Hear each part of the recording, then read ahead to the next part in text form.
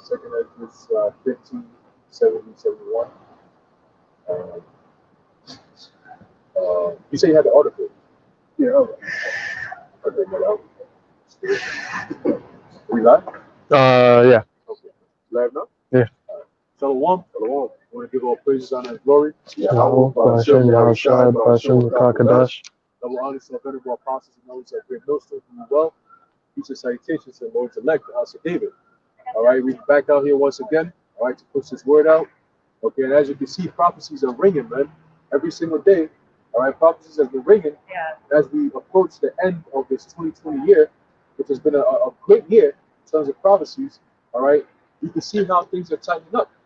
Okay, a few days ago, there was information that came out that the Senate, they're not going to give out those stimulus checks. You know what I'm saying? So these the coronavirus stimulus checks that was going out, you know, the bread, all right, part of the bread and circuses, all right, that's being taken away. Okay. You know, and then on my way down here, I seen the troops. Okay, I seen it 3 different times, man. The troops are being sent out, all right, to administer that COVID vaccine, man. All right, so that precept, all right, if you get it from Revelation chapter 12, vaccine, the vaccine. Yeah, I gotta get used to saying that. You know, the vaccine, all right, it's here, man. You know, they keep saying that they're gonna have to have the FDA, all right, to approve it. Look, man, this thing has already been approved. Because if you need an approval, why are you moving like you already got an approval? You know, they already administered, they already sent the troops out, mobilized them, all right. They're already telling you that within 24 hours of approval, it's gonna be distributed. Okay, right now it's already being sent around the states. So within 24 hours after it's been approved, they'll be able to administer right away, man. Okay, and they're going to use the military. All right, so they're getting prepared for civil unrest, massive civil unrest, man. Right. All right, get that? Revelation 12 and 12. Therefore rejoice, ye heaven, and ye that dwell in them. Right. Woe to the inhabitants of the earth and of the sea. For the devil is come down unto you, having great wrath, because he knoweth that he hath for a short time. Right. So the devil is talking about Esau Edom. Okay, Eve, for short. All right, these elites out there.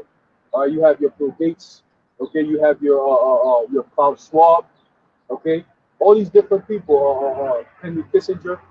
All right, Donald Trump, Joe Biden. All these different people count as part of the body of these elites, or at least the puppets. They work for them.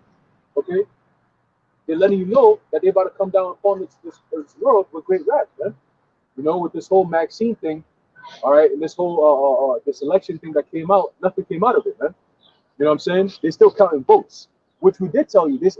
We told you, we did videos before the election that look, they had a simulation, all right, that says that even if Biden was going to win, all right, and Trump was going to be a little tough to get out of office and so on and so forth, eventually he's going to get out of office, all right, but it's going to be all hell breaking loose come January, man. That's why they keep telling you there's going to be a dark winter. Okay, not only are we going to have vaccines or vaccines out here, and people, these people who are going to be first round to take it, you're going to be used as guinea pigs, man, as a test. All right. 2 days ago, there was a priest in Pennsylvania who was part of the trials. I believe it was Moderna, and he died, man. He died of the trials.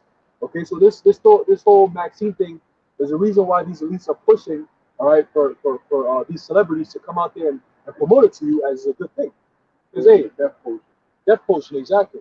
You know, a deadly concoction.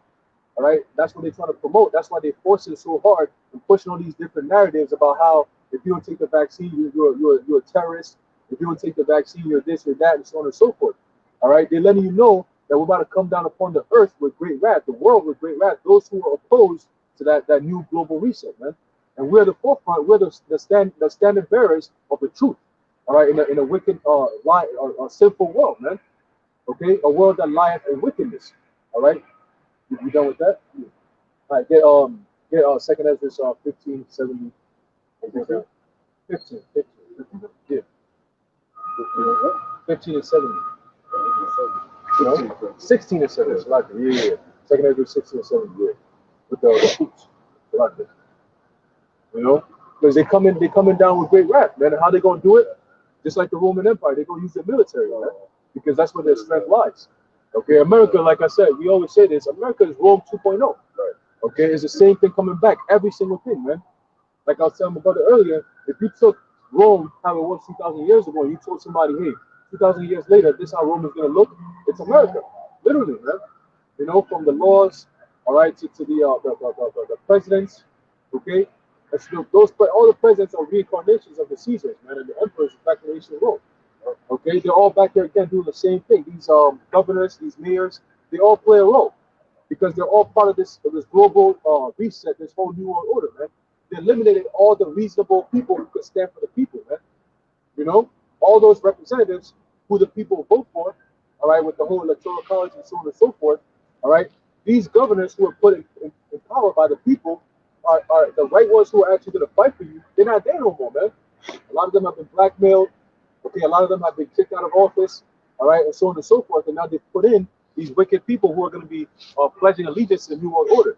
Right. So Cuomo and Newsom and all these different Lightfoot, all right, all these different governors. What's it? Garcetti. LA is it mayor? Mayor, yeah, the LA mayor. You know, Garcetti, all these weird ass names, man. You know, they're mocking you, man. A person called Lightfoot. What kind of name is that, man? Yeah, the governor of Chicago. I mean, Illinois. Okay, so here it is, man. They're telling you, look, we're back here again to wreak havoc. All right, and that's all going through the judgments of the Most High, man. Bring that out. 2nd Ezra chapter 16, verse 69. And they that consent unto them shall be had in derision and in reproach. Right, we who are in consent to this truth are going to be had in derision, man. And if you notice, there's an attack on the truth. Okay, there's a extreme attack on the truth, man. And I was telling my brother earlier, you know, how through the spirit, what they're doing now is that they've isolated the truth community. Okay, and we are the forefront of the truth community because we come from the scriptures. Okay, and everybody else listens to what we say, all right, and they wake up to the truth, and that's what's causing problems for them to bring about this Orwellian nightmare. It's slowing them down. You know, they wish everybody would just comply and just do whatever. Wear a stupid mask for 100 days, take your fucking vaccines, and take the damn chip. And let's move on with our New World Order. Let's depopulate as many as we can. But we're the ones standing in the front of them getting that New World Order, all right? And that's what's pissing them off. Just like the time of Yahushua, okay? Yahushua commanded his men, his disciples, and his apostles to go out there and preach the word. And what happened? Many people were waking up. And that caused problems for the higher ups in that society, man, including our people and even the Romans, man. You know what I'm saying? There's the same thing coming back doing the same thing. We're the same men coming back causing a ruckus, a spiritual ruckus in a wicked society, man. That's why they hate us. Okay, and ultimately they're gonna put some of us to death. All right, but that's all to glorify Yahweh and Yahushua. Okay, right. Continue with that. And they that consent unto them shall be had in derision and in reproach, and trodden underfoot. Right, so a reproach, man, they're gonna shame us. All right, we're gonna be the ones standing in front saying we're not gonna wear no mask, we're not gonna wear no vaccine, we're not gonna put on what you guys think about the vaccine? I think it's like the first iPhone. The first iPhone? Always got its bugs, its glitches, right? But I don't think it's right because I turned myself in for something I didn't do. I'll reach out the bathroom, right? So I was just in MDC. When I was in MDC, right? One of the CEOs came up to us while we were playing a little casino. He said, listen, it might be a law that they won't release you, even though your time is served.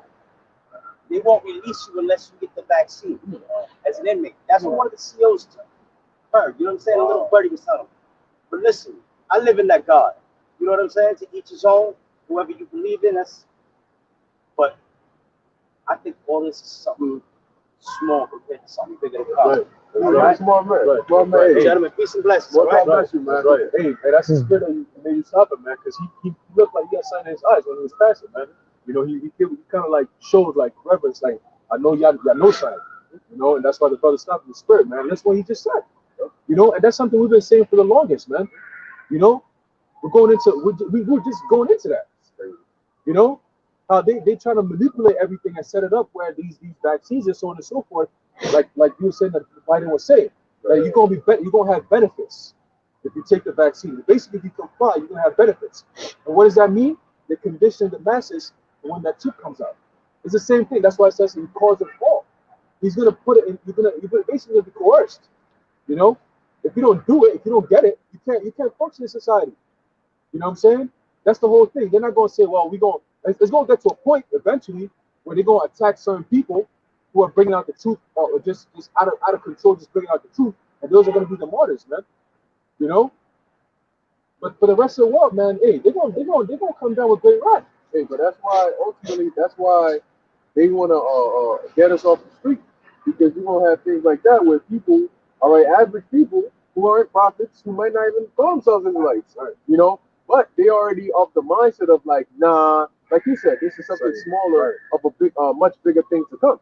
So they know that there's an agenda behind it, because we're constantly pushing that vibration out, and they can't have that. Right. So that's why they've been coming heavily after our channel. See, these social media outlets don't have an option, because the governments are saying we're going to fine you, you know, and we're going to hit you with criminal penalties Right. if you allow criminal, quote unquote, criminal content on your platforms, because they're saying, which I did a video on it, they're turning the narrative from the boogeyman is now not even the virus anymore. Now the boogeyman is those that don't want to take the potion. Right. You know, you're now the problem, because now we found a way to deal with the virus, but you're standing in the way of that. So there was this the chick from Black Panther, you know, the sister in the second Black Panther. She basically posted on her Twitter that she was skeptical about it, you know, because of how fast it came out, so on and so forth. You know, like here it is. It's like you say, it's a virus so deadly that I need to get tested to know if I have it or not, Right. and a vaccine so safe that you need the military to enforce it. You know, if somebody commented that and the brother posted it, but she said she's skeptical about it. Man, I mean, even the cast, people that acted with her turned on her, man, saying that, nah, I'm disgusted by that. I can't believe you would say that. And then they just started going off talking about, so you intend to kill people? You intend to put people's lives at risk? You think you know more than the health officials? So now she's a so-called murderer because she's skeptical about it. She said, I didn't say you don't take it. I just said I'm skeptical about it. I don't know if I'm going to take it. You know, and they just pounced on her, because that is the new narrative. Anybody who's against this potion is as bad as the virus itself, you know, and that's why we're going to be hated, which we already hated now, you know, but they're going to come harder and harder, and it's going to get to the point where anything we put up is going to be deemed medical misinformation. You know, I mean, the video could have, we could sing ABCs in the video, and they're going to take it down and say medical misinformation. And what are we going to do about that? It's gonna get worse. They're going to start tightening up the guidelines. Algorithm. Yeah, the algorithms, because you gotta understand, Esau does that on purpose. For example, if he wants to make walking on the sidewalk illegal, what he does is he starts to bring in the sidewalk closer and closer. So it's like 10 people could walk on the regular, like this, for example. You got 5 people at once. What you do is you shrink it. So now if you walk outside the sidewalk, right, guess what happens? You get a ticket. So now people are like, yo, the sidewalk keeps getting smaller and smaller. If I walk outside the sidewalk, I'm gonna get a ticket. So now what happens, next thing you know, the whole sidewalk, you get a ticket. If you walk on the sidewalk, you get a ticket. That's how Esau works. It's gradualism. You know, so soon, these guidelines, first it started with, oh, you broke a community guideline strike. We don't know what community guidelines you're talking about, but they'll take your video down for that. Now they're being specific and saying you're giving out medical misinformation. What constitutes medical information and what constitutes medical misinformation? They don't tell you. They just strike the channel down. If you try to appeal it, what happens? They say, oh, it takes 3 days to appeal, but guess what? Within 1 day, we say no. You can't. No, you just don't. You know? They say if the health officials didn't say it, then it's medical misinformation. Exactly. But hold up, the health officials are to promote this thing so that you can take it and it can affect you in a negative way. The health officials work for the Rothschilds and the Rockefellers, and their job is to what? Is to hurt your ass and put you, you know, in a bad condition. It's to further the New World Order. Right. So why would you expect the health officials to come and tell you the actual truth about it? You know, I mean, if they care so much about the truth, why did they blackball the lady with the pandemic video? Right. You know? Exactly. Yeah. And if they look, bro, if they cared about the truth, they wouldn't demonize us. You know what I'm saying? They just want to have their own platform out there. You know what I'm saying? But go back to that, brother. Bring that out real quick. 2 Ezra chapter 16, verse 69. And they that consent unto them shall be had in derision and in reproach. And a reproach, like the lady. She said, I'm skeptical, but guess what? They came against her. She's a reproach, and there's many of her like that. There's many people like that out there who are like, nah, just like the man who just popped up. He said, it might be something bigger than that. A guy like that, he's not gonna be rocking with that shit like, oh, I'm gonna go take the vaccine. Right? He's not. He's in that person. He's not doing it. He's gonna be, at least if he's gonna take it, He's gonna be one of the people who go at least the screws got to get tight before he takes it. If things are like this and he can move around and do whatever, he'd be like, to hell with the vaccine. They don't need that. They want people to comply, so they'll tighten the screws so your options are less and less. And the only option you have is to get that vaccine because life is so hard. You can't go to work, you can't go to school, you can't get in society. Just like if you don't have a mask, people look at you and you're a reproach. It's the same thing without the vaccine, without that pass, you're going to be looked at as the virus. You are the virus, man. You are a danger to society. Eventually, that's what's going to lead to. Yeah. And it's going to get to a point where you can't even speak the truth. You can't be seen. People like this, there's going to be outlawed, man. I mean, they're doing that in that's part of the LA lockdowns. Right. No intermingling with different households. Yeah. You walking, you know what I'm saying? You can't even walk. Mm-hmm. You know, if you outside walking, it got to be for a reason. Yeah, you know, they're doing it. That's why they said social distance, man. So now you got even family members. This whole Thanksgiving thing that happened, there was a lot of misunderstandings and conflicts, man. They wanted to go. They felt okay. They're like, no, you my family. Like, I want to just chill and shit like we always did. But because of COVID, everybody's on something like, yo, listen, man. They're saying that we can't be more than 10. That's COVID. And they said they're interrogating students in like, you know, elementary schools and stuff to find out if their parents had any mixing, because they're making it seem as though if you did, then we got to test you or you got to quarantine. So they know the kids are vulnerable, so they're basically trying to get information about the family from the kids by scaring the kids. You know this stays between you and us, right? Yeah, you know, and it's you're not in trouble or anything. You know, just tell us. You know, did you guys have anybody, your uncle, your auntie come over? You know, how many people was it? Next thing you know, they running up in your house talking about you violated certain policies. Like, yeah, like how the hell that happened? You know? Yeah, you're a terrorist. You put other people's health at risk for holding a gathering of your own family members of 10 or more. That's what they're doing now. Public health criminal, exactly. And that's all leading. They condition the people. So now everybody's on some like, wear your mask. You know, they promote that. You're gonna get people sick. Wear your mask. Just wear the mask, bro. Just wear the mask. Because they condition you for that social credit score shit. That's where it's all leading to, like China. So now the more good things you do, the good will be considered things that the government says. If the government says this, that means it's good. Obedience, that's good. Compliance, that's good. That's wonderful. Your social credit score will be skyrocketing, man. So you're gonna have a lot. You want to talk about Uncle Tom's? Forget about it, man. There's gonna be a whole world of Uncle Tom's, man. So imagine walking the world of Uncle Tom's. You're gonna be standing out. Yeah. You know, you're gonna stand out supreme. That's why the Lord said what? Scripture say, then shall it be known who are my chosen. Because it's undeniable. Like, man, the way this person moves, you could tell he don't got no vaccine. Like, he's thinking straight, he looks different. You know, all these people who are going to take the vaccine, the local make a plague rock out just out of the vaccine alone. And people bugging out, you have mental issues, people dying left and right. And that was a goal in the beginning. Bill Gates, he said it. He said, look, we could probably the earth by 10 or 15%. Bring out a good vaccine, you know what I'm saying? And then we're good. I think they're going to do this. You the vaccine. Maxine, you know. Let's just go potion. Potion, you know, the potion, you know. I gotta get it right, you know. Hey, Lord, whoever sees it, once I had it for you to see it. Yeah. Hey, because you know they have algorithms for what you say in the video, because if you put a song that's copyrighted, how do they know that? You think they watch every single video that comes up to listen if a song that's copyrighted comes up? No, there's an algorithm. That's why when you upload a video, it says processing. Because it runs through the algorithm and they set it to say, if you hear, and then they run through the database, there's a sync with this, there's a sync with that, so they can put certain keywords. If you hear the sound, da-da-da-da-da. Because how do you think a computer puts subtitles?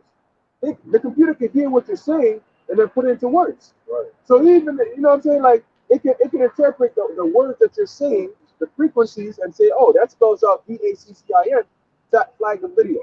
And then they watch it and they say, oh, yeah, we got one of them issues. Oh, take that down. Appeal? Nah, shut it down. Don't even let them appeal. Shut it down. They're the devil, man. Hey, that's why, I saw a meme that says it was a picture of some girl. She had a devil horns and she was smiling, taking a picture with what looked like a figurine of spiritual demon Satan, you know?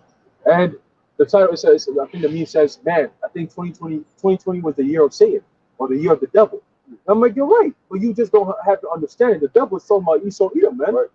The deceiver, the actual physical counterpart, man. He's the one who's causing all of this. They have figures. They show you these. Well, I always say the Illuminati. Those are the top elites of these the Edomite, the nation of Edom. Right. All right, and that's when you see when you want to have a face, these rich white old men. Those are the faces of Edomites, man. The true Edomites with power. Okay, Klaus Schwab and all them dudes, man. One person, the founder of the World Economic Forum, he can come out and say this is a global reset. This is how we're gonna do it. Bring out a pandemic and then go from there. They instead of saying it, they say, the video that the Elder Yasser woman put up, I don't know if you saw it, says 2nd Ezra 6 and 9. And in the video, it's basically a combination of trailers for the European Economic Forum and the New World Order. They said, look, man, we're gonna make it to where you're not gonna no such thing as nature. Right, the concept of human is gonna be done away with. We don't want that. Now they said a lot of people are afraid to think.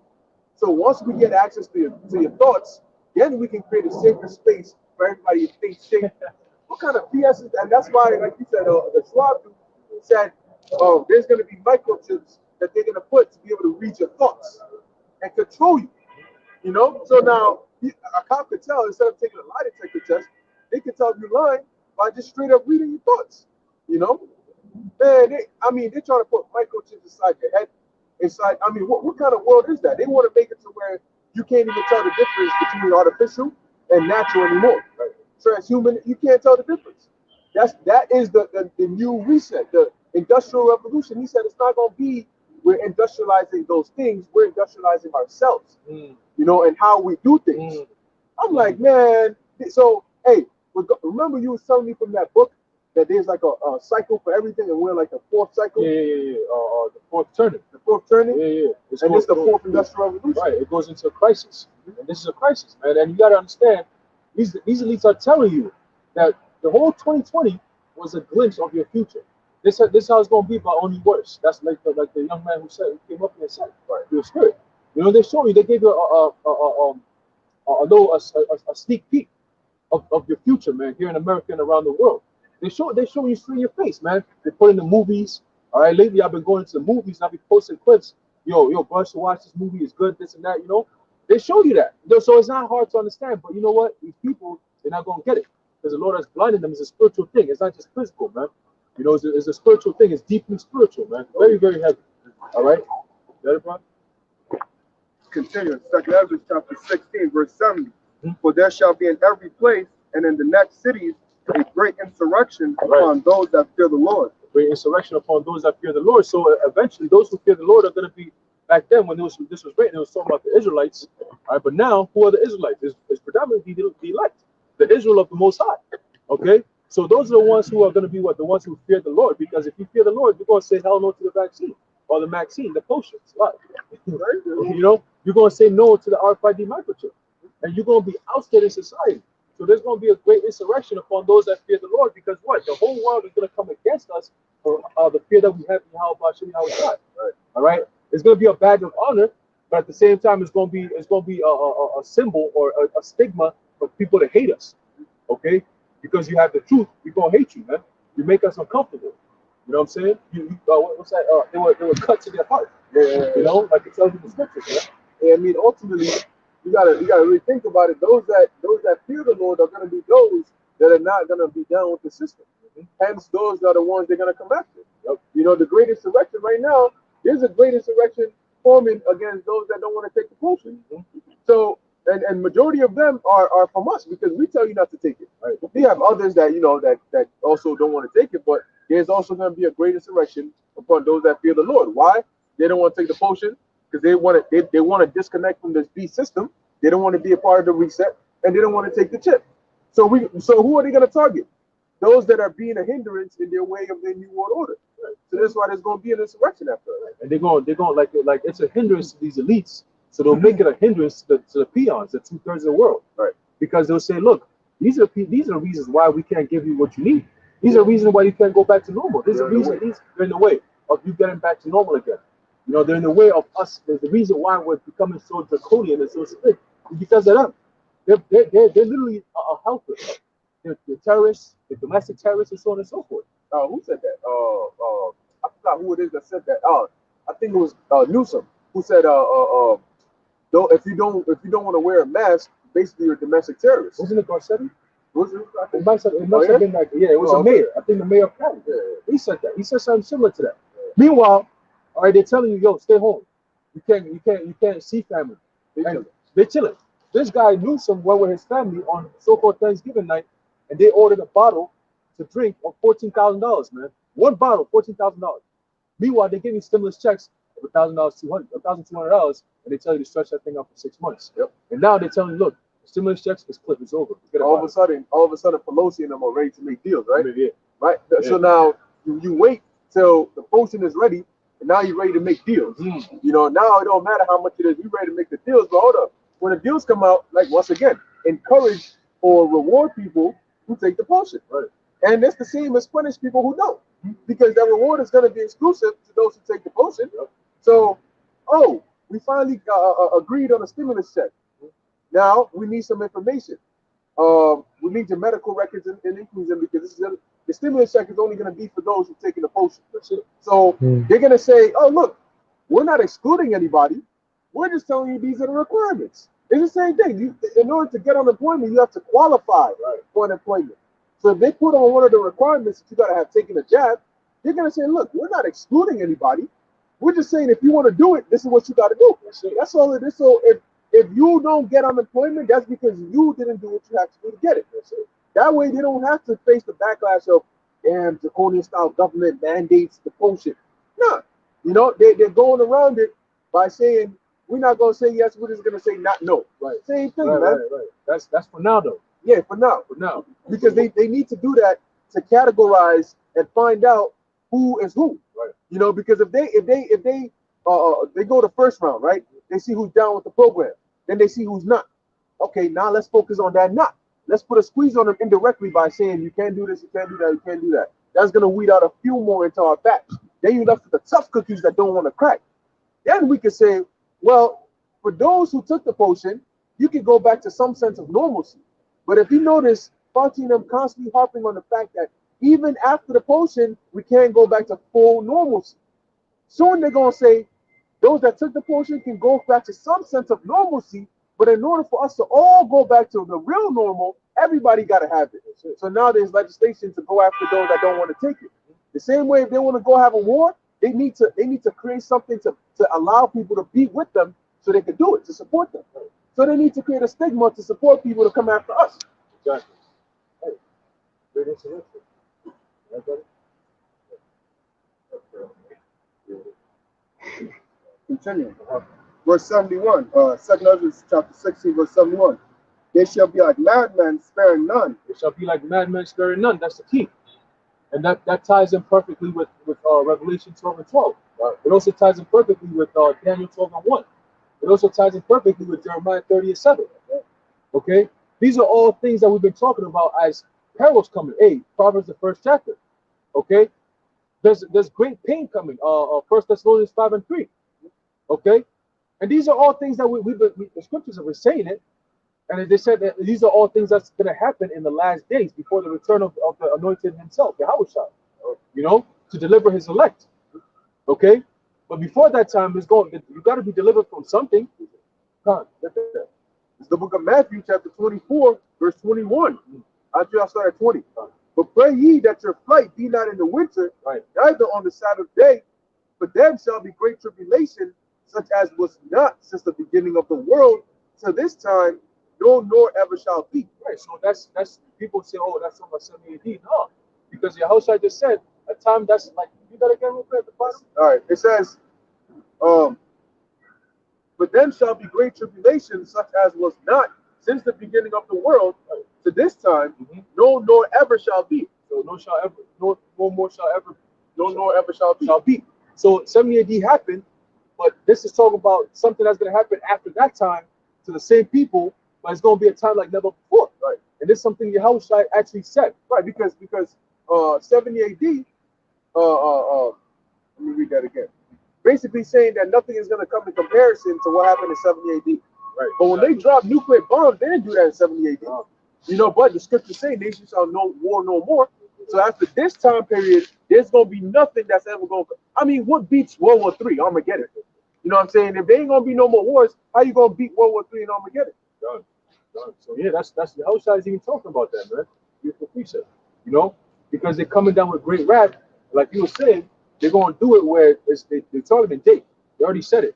And Jake is what unemployment and so on and so forth. A lot of Jake's on unemployment because a lot of work that Jake did is all gone. You know, the retail jobs and the McDonald's and this and that, the Sears, the Targets, and the clothes, exactly, restaurants and all that. That was most of the jobs that Jake was doing. And now your ass is sitting at home getting a stimulus check. Now they're telling you you can't get a stimulus check unless you get that post. So now you see how they targeted Jake, man. Meanwhile, you got these top Edomites getting richer. Okay, we just went over the math real quick, you know, to show you the difference between a millionaire and a billionaire, man, is out of control. You know? And I'll give you an example. It's about what? How many seconds? 1 million seconds, all right, is equivalent to 11 and a half days. Okay? And then a billion seconds is equivalent to 32 years. Okay? If you translate it to money, all right, a millionaire, to be a millionaire, I was using this brother as an example, all right, I'll give Shalomah, all right, $5,000, all right, for 6 months straight. You become a millionaire, man. Every single day for 6 months straight, $5,000, he become a millionaire. If I gave him the same amount for him to become a billionaire, all right, I have to give him $5,000 every single day for 547 years, man. You see the disparity? And Jeff Bezos is sitting on top of $185 billion, man. And we're not even talking about what he does, what they don't count.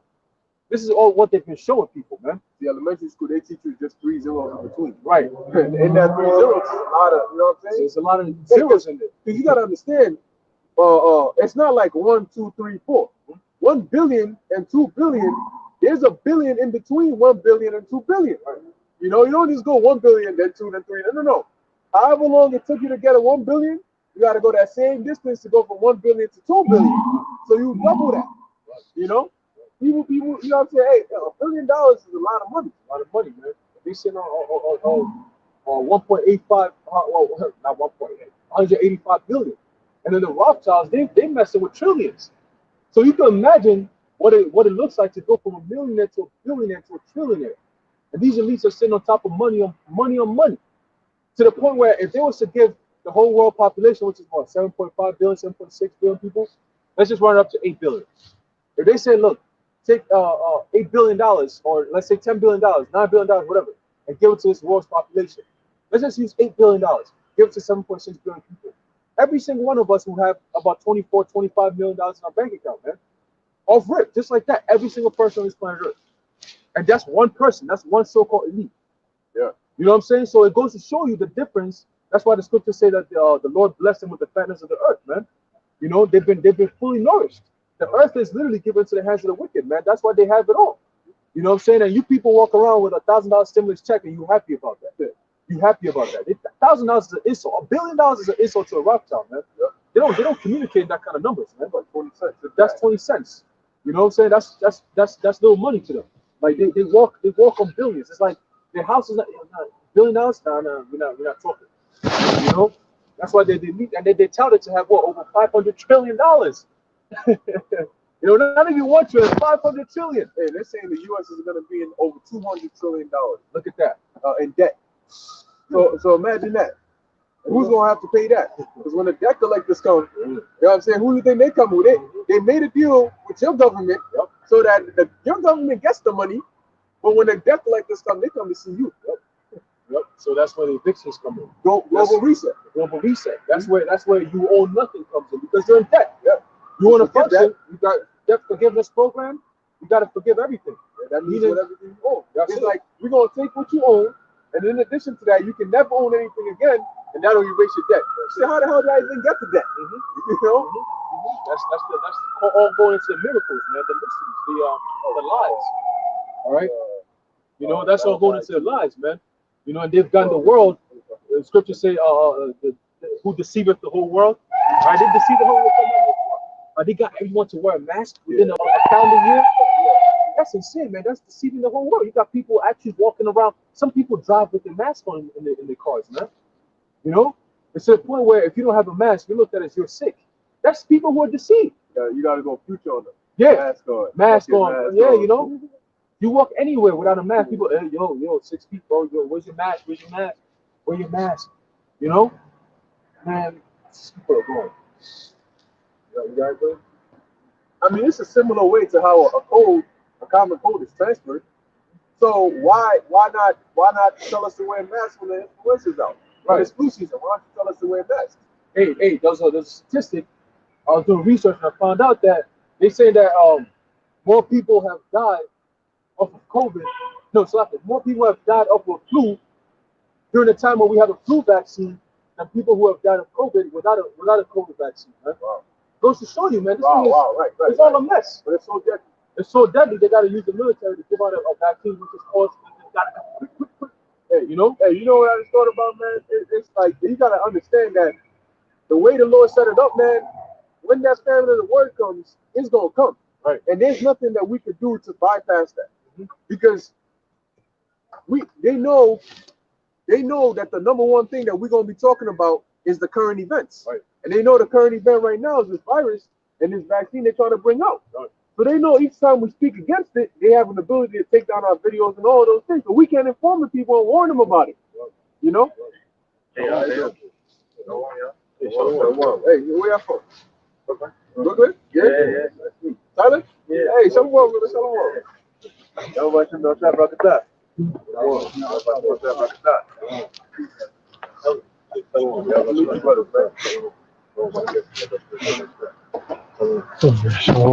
How about you, Shabbat? Shalom. How about you, Shabbat? Scriptures talk about how the men of the Lord, all right, when they went out there and they spoke, all right, the Lord added thousands of lives onto the church. All right, so this brother's coming in late hour, you know what I'm saying? It goes to show you the doors of mercy are closing, man. You know, it goes to show you the power of Yahweh Hashem Yahushua. Now, even in a crazy ass world where there's so many people who don't even believe in this truth, you still got people who still believe in this thing, man. People who are waking up at the last minute. You know what I'm saying? The remnant, exactly, like Amos 9:11. All right, the Lord is building up the tabernacle of David as it was in the days of old, man.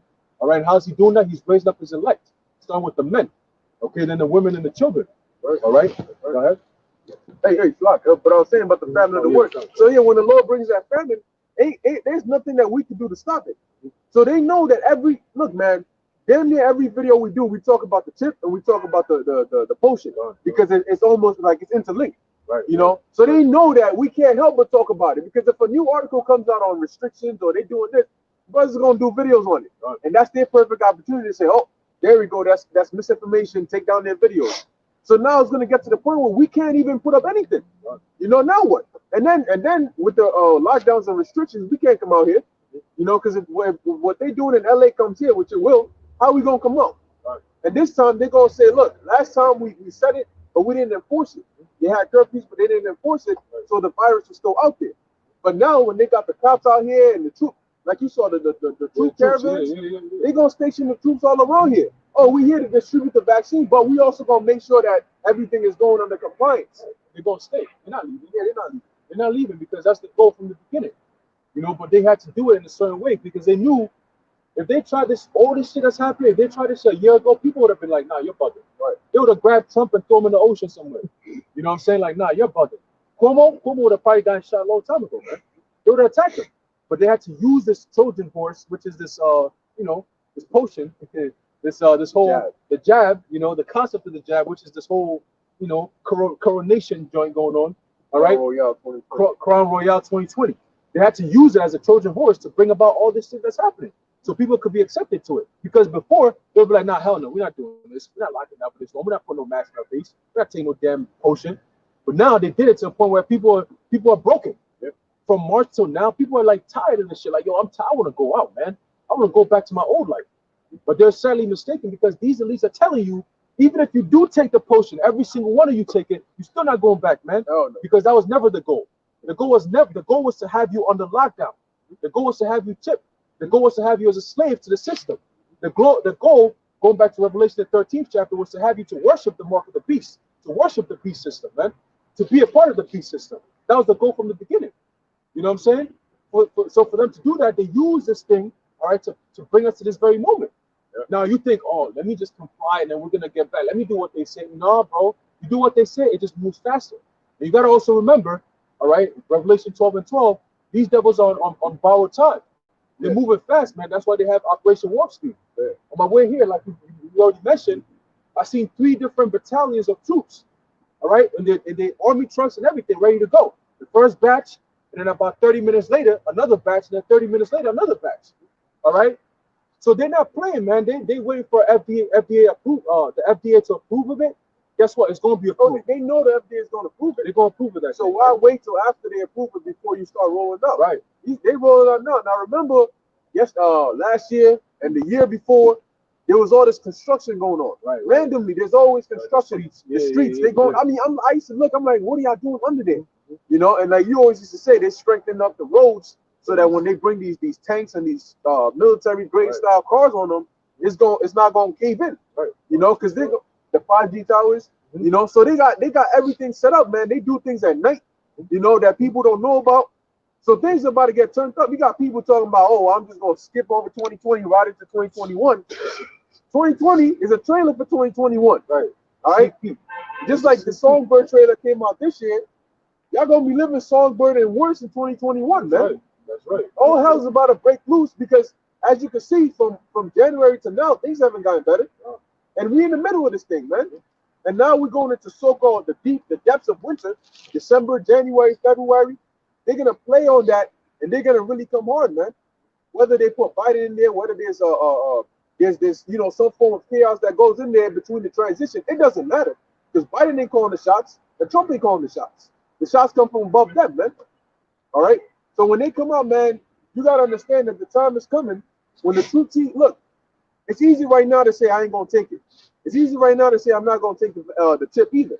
But see, when the troops are all standing there, all right, at your house, your family, your mom is crying, and they telling y'all just take it, or else they're going to take you to a nice warm, not warm, but a nice concentration camp or an isolation center. You're not going to be thinking the same way you're thinking right now. There's something called in your comfort zone, and there's something called out of your comfort zone. When people are in pain, the one thing they're thinking of is make it stop, make it stop, make it stop. That's how they do in the interrogation process. Put them in pain, and in order for them to want it to stop, they're going to give us what we want.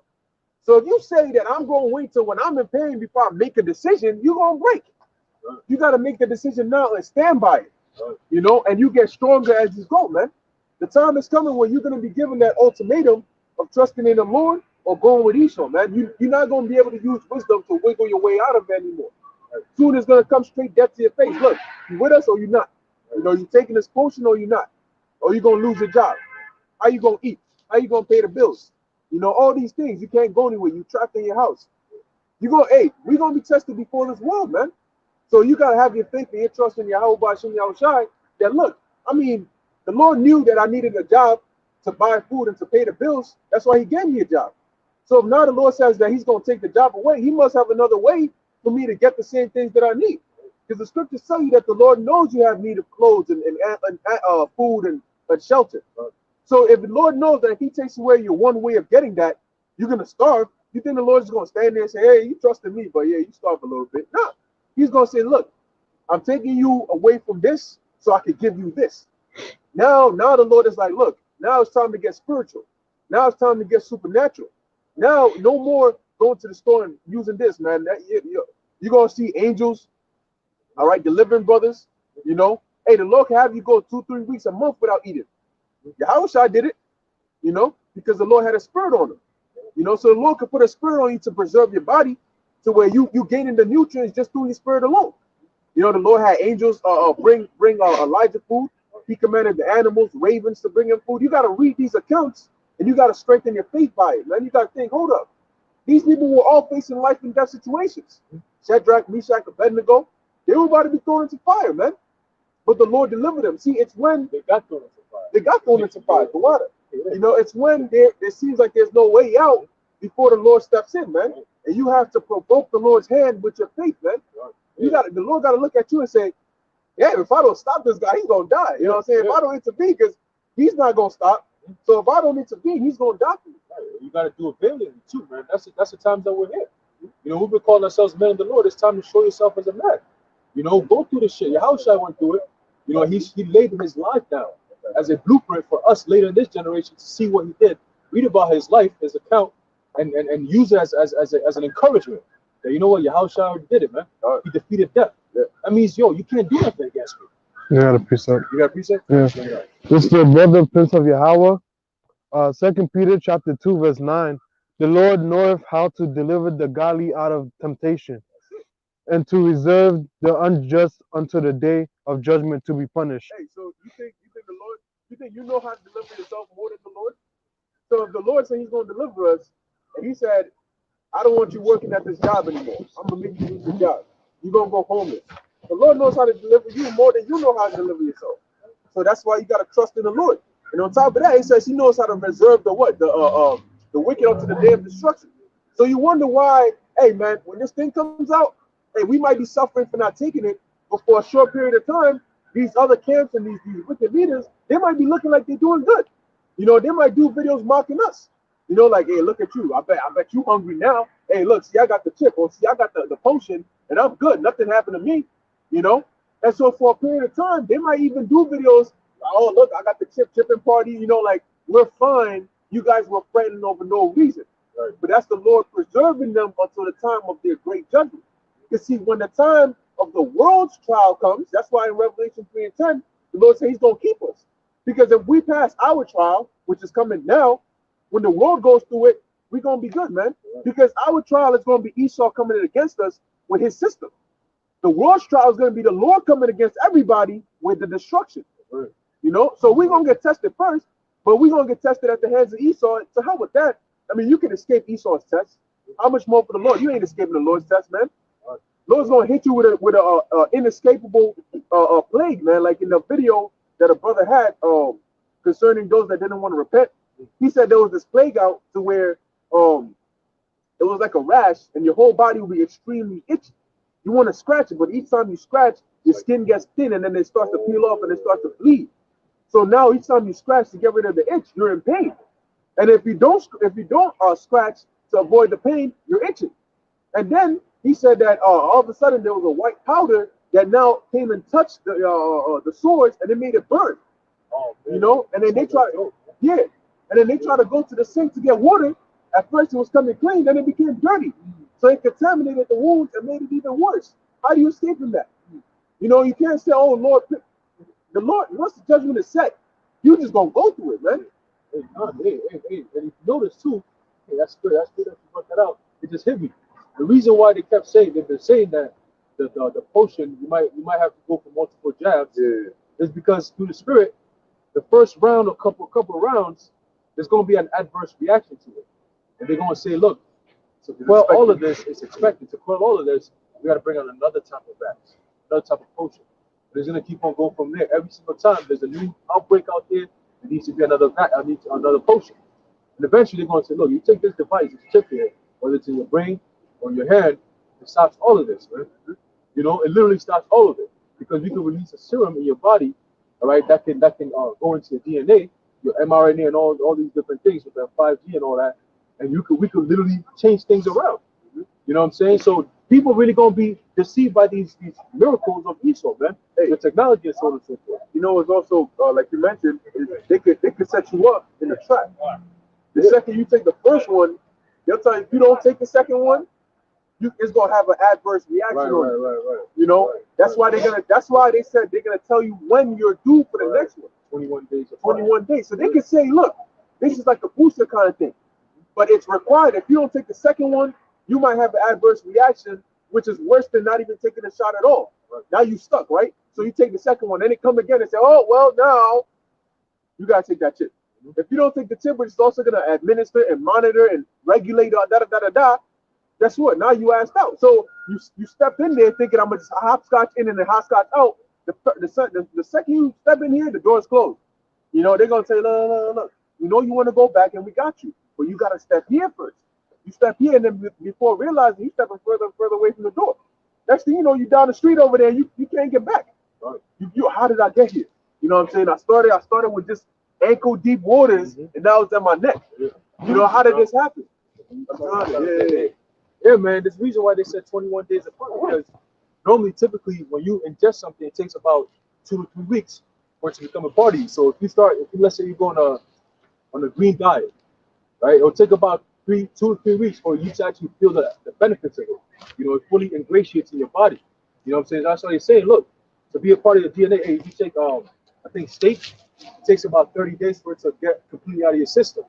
You know what I'm saying? So they telling you, look, even certain drugs.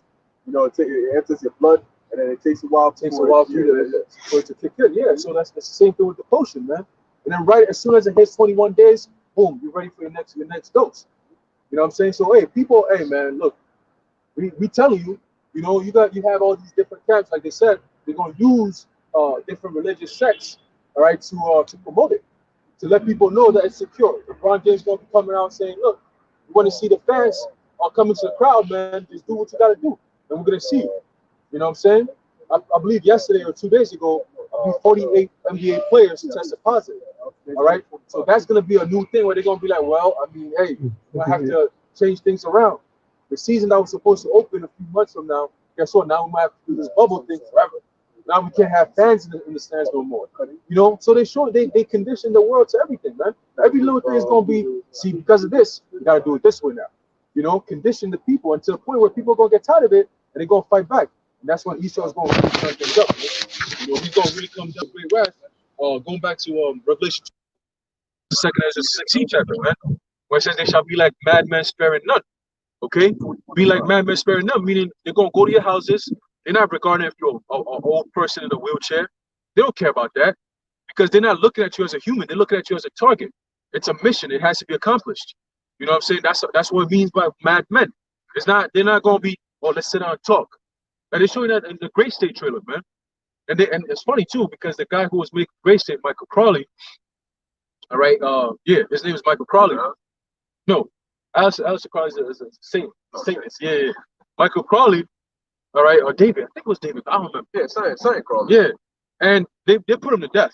But when he was trying to bring it out, he actually contacted the police force, and he begged them if he could use them as part of the movie. That's why the movie, the trailer looks so real. They were actually using real people. You know, yeah, they were like, the troops and all that. Yeah, the female troops and the thing that he was telling them. He's like, look, I'm leaving up to. I was watching a documentary how the thing was being made. He was telling them, look, I got authority from higher up saying that I could use you guys in my movie. Okay, now it's up to you. I'm going to go as far as possible to depict the future of America. It's up to you to stop me. So I could say, look, that baby over there with that woman, sick the dog on her. I want to see you sicking the dog. Like I want it to be real. It's up to you to say, nah, that's too much. You can't do that. And then I'll be like, okay, bet, let's do it this way instead. How much to work with? How much exactly? So he said that's why they put him dead because he used to be in the military, in the army. So he knew the background, he knew the storylines, he knew what the military is planning to do, what they're trained to do. All right. There was a trailer I saw a few days ago on YouTube on the Navy. And there's something that I caught. It says sometimes the battleground is in your backyard. That's what they said. I said, man, that's a key right there. They're telling you no more. That's why Trump is saying Afghanistan and all these troops come back. Because the battlefield is right here in their background, man, right here in America. And the enemy is the people. Okay, it starts with us and the truth. And you know what else he said in the trailer? He said the Second American Revolution may not be remembered.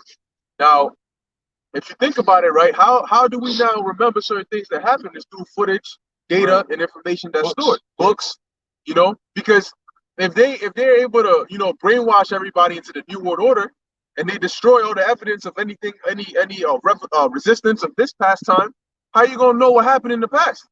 You know, now real quick, we're gonna show you, because you got certain people that'll say, oh, well, the potion is not the chip, so you know I'm good if I take it. Nah, it's actually a sin. If you take the potion, it's actually a sin. Same thing if you take the mark of the beast, it's actually a sin. All right, and we're gonna get to that because I read the article and they said it was a Catholic priest that said, oh, it's okay, you know, there's not a sin, you're not going off, you take a dose or two. That's off. That is going off. Let's get that real quick, because in the law, this is what the Lord said. Leviticus 19 and 27. Nah, get the 1 and 21 and 5. All right, let's see what the law says. Leviticus 21 and 5. They shall not make baldness upon their heads. So we know that. Neither shall they shave off the corners of their beards. Now you might have certain men who, you know, just naturally, you know, your hair is like that. You know, it doesn't mean brothers going off, you know. But if you could grow like a full head of hair, and you show up next week bald as hell, shiny, crispy, waxed, and refreshed and all that, man, you going off, man. I can see my face. Yeah. I look, I see the shine and all that. You going off, man. All right, go ahead. You know, now this, damn. Hey, you mentioned it earlier, the wind. Sometimes the Lord, sometimes the wind is not always saying. You know, sometimes the Lord, like, hey, you know, I'm here. It says, rushing wind. Yeah. You know, sometimes it's the Most High, man. He's showing that His presence is being felt. Yep. You know, sometimes we say, oh, Satan is mad. Satan don't want this word to come out. Sometimes the Most High approving of the word that's being brought out. Like, I'm here in the midst. Right. Like, where 2 or 3 are gathered, they're in the midst of. So it's the same thing, man. Got two or three brothers, everyone here. Yahushua is right here in the midst, man. You know, the angels are here in our midst. You know, that's why you have people walking around here and they'll just stop. And then they'll be like, oh shit. And then they'll walk around all the way. And then because they feel the energy like, oh shit. You know, because they have spirits on them too. And it's funny because they happen on different locations, different accounts. You know. But yeah, so you ain't supposed to make boldness upon your head. Let's keep going. Nor make any cuttings in their flesh. Nor make any cuttings in their flesh. Now, when you look up the word cuttings in the Hebrew, it's incision. It specifically says incision or an incise. All right. So you ain't supposed to make no incisions or cuttings in your flesh. Now, when they bring this potion out, how are they gonna get the potion into your body? They're gonna come. That's why they put a band-aid on it after they give it to you, because you bleed. And if you bleed, that means they cut into you. All right. That's why the edge of it is sharp, and then they prick you, and then they push the thing, and then after that they rub it nice and they patch it up for you, right? That's going off. You're not supposed to do that. Okay, that's the same process they're gonna use for the chip. They're gonna charagma as an act of an incision. So that's actually a sin of doing that. Now, with that being said, you gotta have a balance to it. All right, because the scriptures do say in the book of Judges that we're rehearsing the righteous acts. We're not perfect. So of course, when we were babies, they gave us vaccines and injections and all these potions. Yeah, the water, you know, potions and all these different things. You know, and you know, at a certain age for certain things, you might have needed to get a certain potion or a blood work or whatever the case may be. You know, so that you got to use wisdom and find the balance in between. Now, in the times we're coming into, this is different. Now we're in the time of the end. Now is the time where Clark Kent is about to be put aside and Superman got to come out. So now you can't say, oh, well, I'm going to just try to use wisdom. And no. Now it's just, you got to stand firm, man, all the way. And I mean, it starts now, man. Okay? Because life as you know it, it's already changed, you know, but it's about to really kick into overdrive. You know, if you think we're moving fast now, things are about to pick up, man. And it's about to get real out here. You know, people are about to get hit with reality. I mean, it's one thing to hear it, but to walk to your job and they tell you, hey, look, you know what I'm saying? Either you get the shot here or you go get it and you come back with the proof by next week, or else we're going to drop you and find somebody else.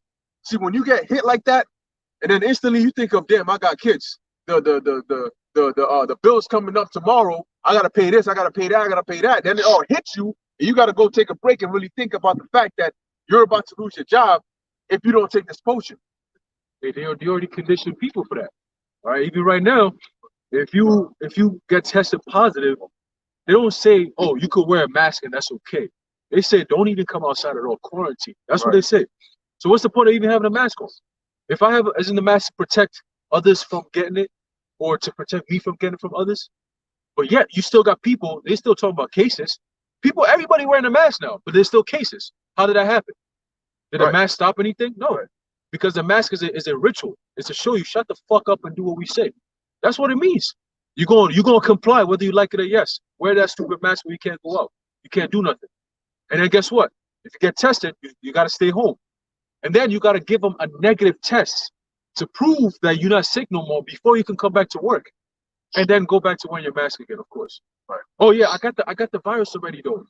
That means that my immune system fought it and I'm good. I'm strong. I'm good. Even if the real thing hit me again, I'll be fine. No. But you know what they'll say to that? Because this virus is the most flexible virus I've ever heard of. You know, and all this, it just finds a way to everything.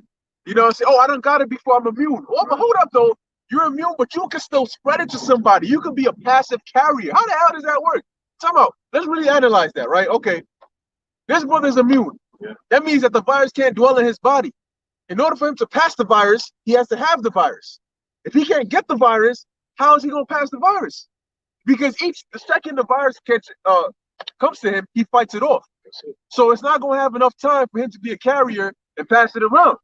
What they do in science is they use big ass words that really mean simple things. Right. They know you're not gonna look up the big ass words. So you're gonna say, all right, I'm gonna just listen to whatever you said. He said the analysis of this unheard of whatever thing is this, that. Yeah, the experts say, and then Jake hears that, or the experts say, I'm gonna kick my feet up and listen to what they say. If you look it up, you're gonna be like, hold up, that doesn't even make sense. Even I can find that out. Because you said this, that, and that, but really if you think about it, like the thing with the shot, you say, okay, I'm getting it to protect me. Why the hell should I care if you have it or not? You know, I'm getting it, so I'm getting the shot, so I don't get this thing again, right?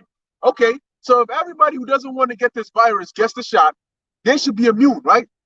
So what the hell does it matter if I don't get it? Let me be subject to getting the virus. Leave me alone. You know, you should be safe. That's all you should care about. Why the hell you care about me? You know, because you're gonna say, Salat, you're gonna say that you got the shot, so you're immune, right? But you can still pass it to somebody else. That means that if I don't got the shot, you could get it from me and pass it to somebody else. But if they got the shot, then they shouldn't worry about it. If you don't want to get it, go get the shot. Then that's it. Leave us alone. But they're not going to do that because that's not the point. Right. You know, that's never the point. There's just a reason to get you to think that's the point. That's not the point. You know, because if it was, then people who got tested already, who didn't die, they recovered, they should never have to get the vaccine, the potion. Because the potion is a lower dose of the real thing itself. But you already got the real thing and you already fought it. So why do you need a lower dose of it for? Like, what's that gonna do for you? Like, oh, that's gonna make me more immune? Like, nigga, no. You know what I'm saying? But that's what they telling you, like, yo, you do need that because like the brother just broke down. You become the virus. You are the problem. So because of you, you're putting other people's health at risk. So stay home. No, you can't go here no more. If we see you outside, we're gonna stop you. You're gonna have to give us your COVID pass to show you can't, like we were saying earlier, the family of the word. You got elders, brothers who live in different states that come to New York to teach. You got brothers who meet up in Jersey and so on and so forth. We can't do that because you can't cross state lines. That's going into a man's desire to go into a city and not being able to, man. That's also the scriptures, man. And we're living in those times. You know, the scripture saying, 2nd Ezra, the 9th chapter, says what?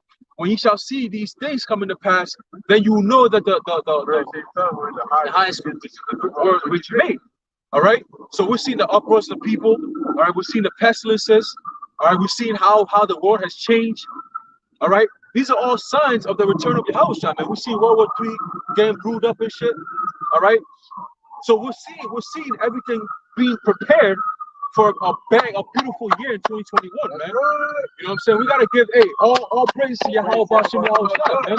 You know what I'm saying? We get closer and closer every single day. You can feel it. The picture's clearer. The picture's getting clearer and clearer, man.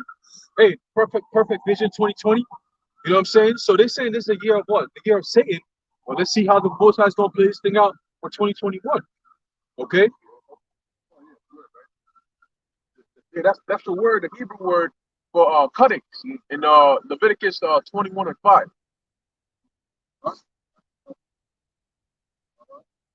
You're right. Right. Tattoo, cut, to make incisions. Oh, tattoo. So there you go. You know, they supposed to be getting tattoos. You know, To be scratched or lacerated, to be cut. all right. So that don't get simple. Oh shit, I was itching, so I scratched myself. So that means that I'm going off. Scratches in the terms of like cutting into your body, because there's different accounts. Like to get a earring, you got to pierce in there, but that's an exception. You know, because in the ancient world, like Apostle Tahar brought out, it would do that. It was called in I forgot the word. It starts with an O, but it's basically like a branding. You know, for your servants. You know, to where if he agreed to work for you for life, you would brand them. The O, yeah. You know, you would brand them, so now everybody who sees them knows that okay, that's such and such, you know, servant or whatever the case may be. You know. Hey, plus also like it's just a natural rule of thumb. You know what I'm saying? If anything you can't ingest orally, shouldn't be going to your body, man. Right. That's the only way something should come into your body is through your eyes are seeing it, your ears are hearing it, your mouth is ingesting it, and your nose is smelling it. Yeah, if you notice, everything that allows the entrance to your body starts with your head. Your head, through your ears, your eyes, your nose. You know, because it's closest to your brain. Your brain can process it quicker, and then sends it into your body and out. right? But Esau wanna skip that step because he knows your body's not naturally made to take those things.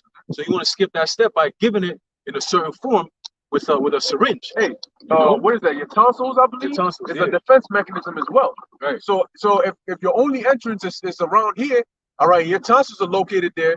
They can also stop whatever it is. So in order to bypass that, just jab them here. You know, so you already bypassed the defense systems, and you already directly into the bloodstream. You know, right in the blood. That's why Bill Gates said that. He said it. He said, and we're gonna vaccinate the children. He said we're gonna jab them with the needle. He said we're gonna put it right in their arms, just like that. He said we're gonna jab them right in their arm, man. I'm like, man, this old devil, man. Hey, man, he got his recompense, man. The Lord's gonna destroy these devils, man. You know what I'm saying? Like we went over the money that they got, you know, all these different things that they got, man. Yo, we like Revelations 2:9, where it says what? I know that works in poverty, but thou art rich. Okay? The poverty, man, Jake, man, we going through it, man. You know, but that's all part of the curses. But the Lord said, well, he's going to turn it upside down. You know what I'm saying? Our tears are going to turn to joy when we get to the kingdom, man, very soon. But starting with the elect, we about to start rejoicing now, like it tells you in Revelation 12:12. Therefore rejoice, man. You know what I'm saying? This is the very same time that the Lord said he's going to visit the earth. And if he's visiting the earth, that means that he's going to visit us too, but in the right way. You know, he's going to support us. He's going to fight for us, man. Yeah, everything we've been doing. The scriptures say that the Most High is not unrighteous as to forget our labor of love, which we have had towards his name. So from you brothers coming out here, sacrificing in the cold, you know, from wherever you came from all the way here to hear the word of the Lord takes that into account. You know, don't think that just because, you know, you're not on this side prophesying, the Lord just like, whatever. Nah. The Lord looks at the fact, because what it takes for us to come out here and prophesy, it takes the same thing for you to have the mindset to leave your house, pay for the transportation to come all the way to hear the Lord's word. What the Lord is looking for is your effort and your desire to contribute to his word. You know, now you might say, well, how is me standing here contributing? It's showing the Lord that you believe so much that you are acting upon your belief. You know, you actually have faith that this is the truth, to where you're able to come all the way here to listen to it. The Lord takes account of that, and he counts it as righteousness and as faith towards your works. So you might not be out here, you might not be doing videos, but the Lord counts something else as your works. Abraham, you know, Abraham, the Lord, the scriptures say that his faith was counted onto him as righteousness. You know, the water. You know, so hey, all of us, you understand that we have different criteria. As a prophet, you know, we're judged based on doing our job. But also as believers, you're judged on an individual basis. You know, the Lord looks at everybody differently. You know, so hey, this brother might do 7 videos, this brother might do 3 videos. The Lord ain't gonna say he's gonna get rewarded, I'm not gonna reward him, because it's not like the SAT, a standardized test. The Lord knows how much he gave you, how much he gave you. So he might bless you for doing 3, he might bless you for doing 7, because you're doing what he gave you to do. So hey, we all gonna get it, man, because at the end of the day, all hell's gonna break loose. We all gonna be in it. Lord ain't gonna deliver just us, he's gonna deliver you brothers. You know, he's gonna deliver who else, man? The penny. We all fighting for the same penny, man. All right. If I get in the chariot and you know, Lowell and y'all the elect, y'all gonna be in the same chariot. I see your house shot, you gonna see your house shot. Now there's order in it, but we all gonna get the same penny. You know, the kingdom. That's we're not all born the same day. You know what I'm saying? Everybody got a different day. You know what I'm saying? So it's different spirits. You know what I'm saying? So it's the same thing. You know, being this truth, like the brother just said, you know, y'all might have your lot. Your lot might not be here, but there's countless amount of accounts in the scriptures that says that faith has made thee whole. Right? You have people who, when they heard the disciples coming, they're like, nah, let's put them outside in the street. Just the shadow of Peter alone will heal this person. They have faith in that. Yep. Just the faith alone made them whole, man. Yep. Even the time of Yahushua. Let's touch the garment and we're going to be good. Yep. Let the apostle Paul put his hand on us and we're going to be good. How you going to be good is not because the apostle put his hand on you. Not just that, because he had faith, but you have to believe. So by you making that trip to come over here, that's showing faith, man. The Most High reward you for that. You know, so we did the same thing.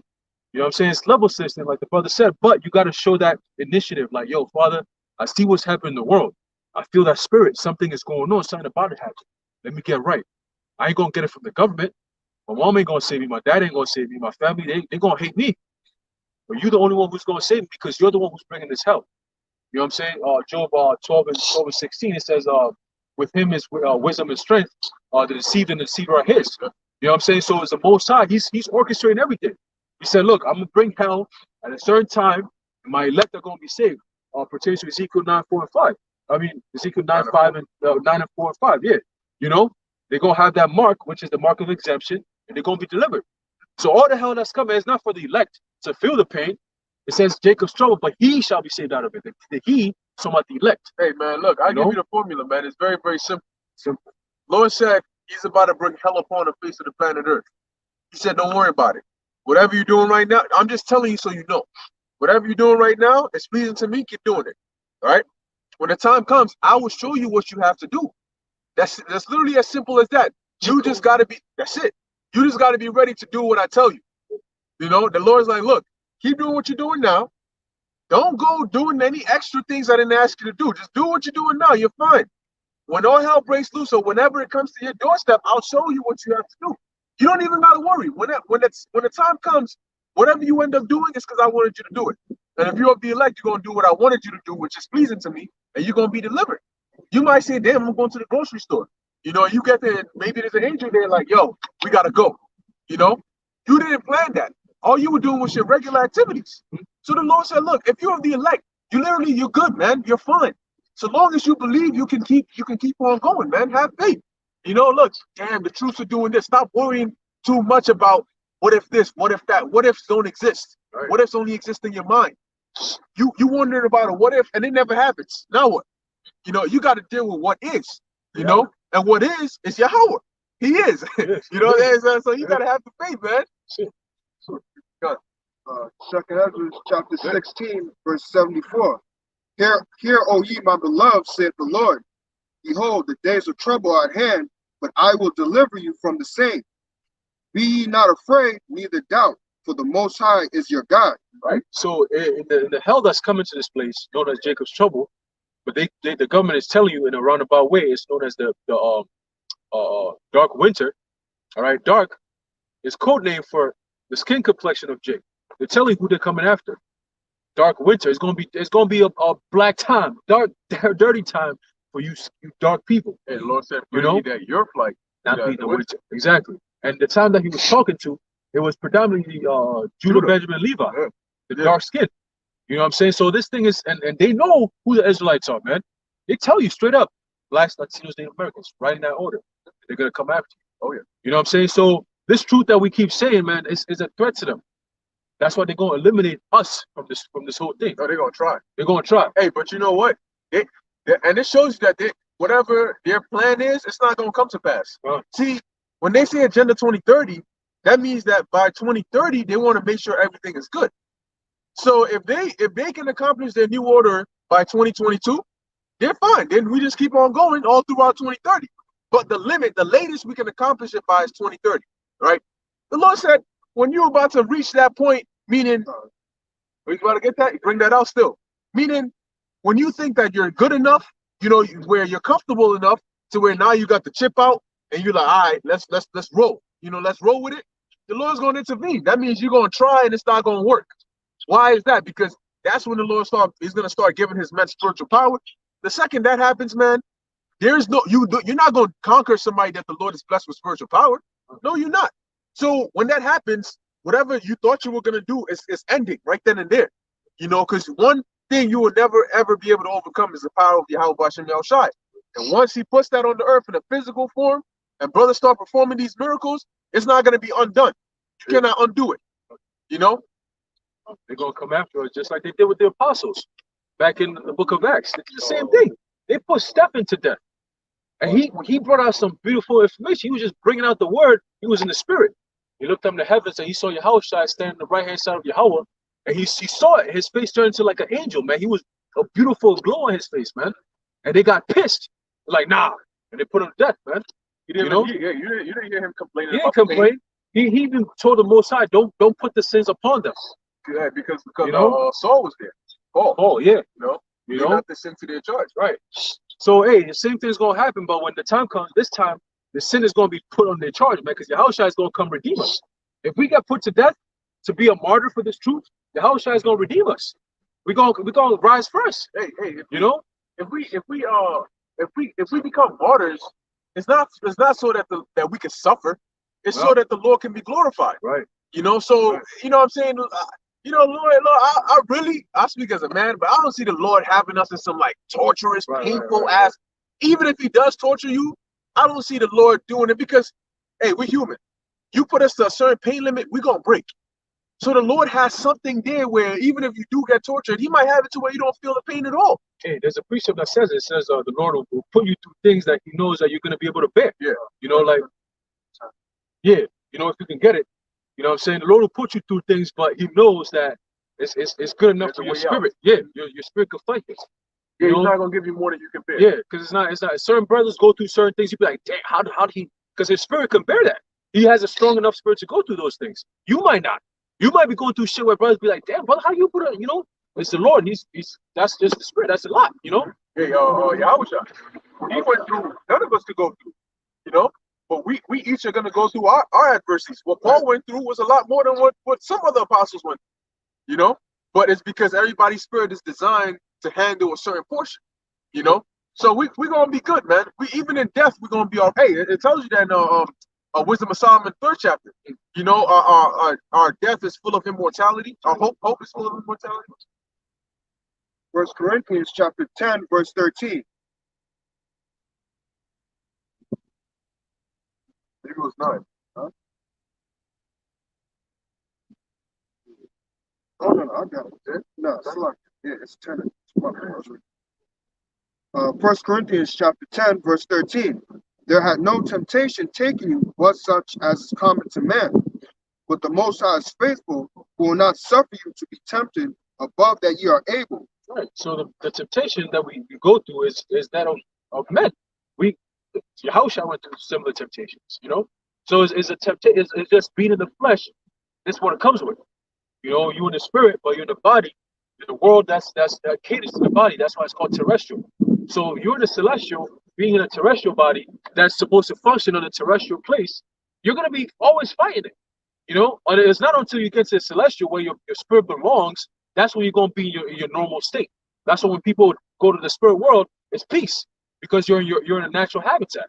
It's only crazy. That's why when babies are born, they start crying. The first thing they do is cry. It's because they've been taken from their natural state into an uncomfortable state, which is this wicked world. Right?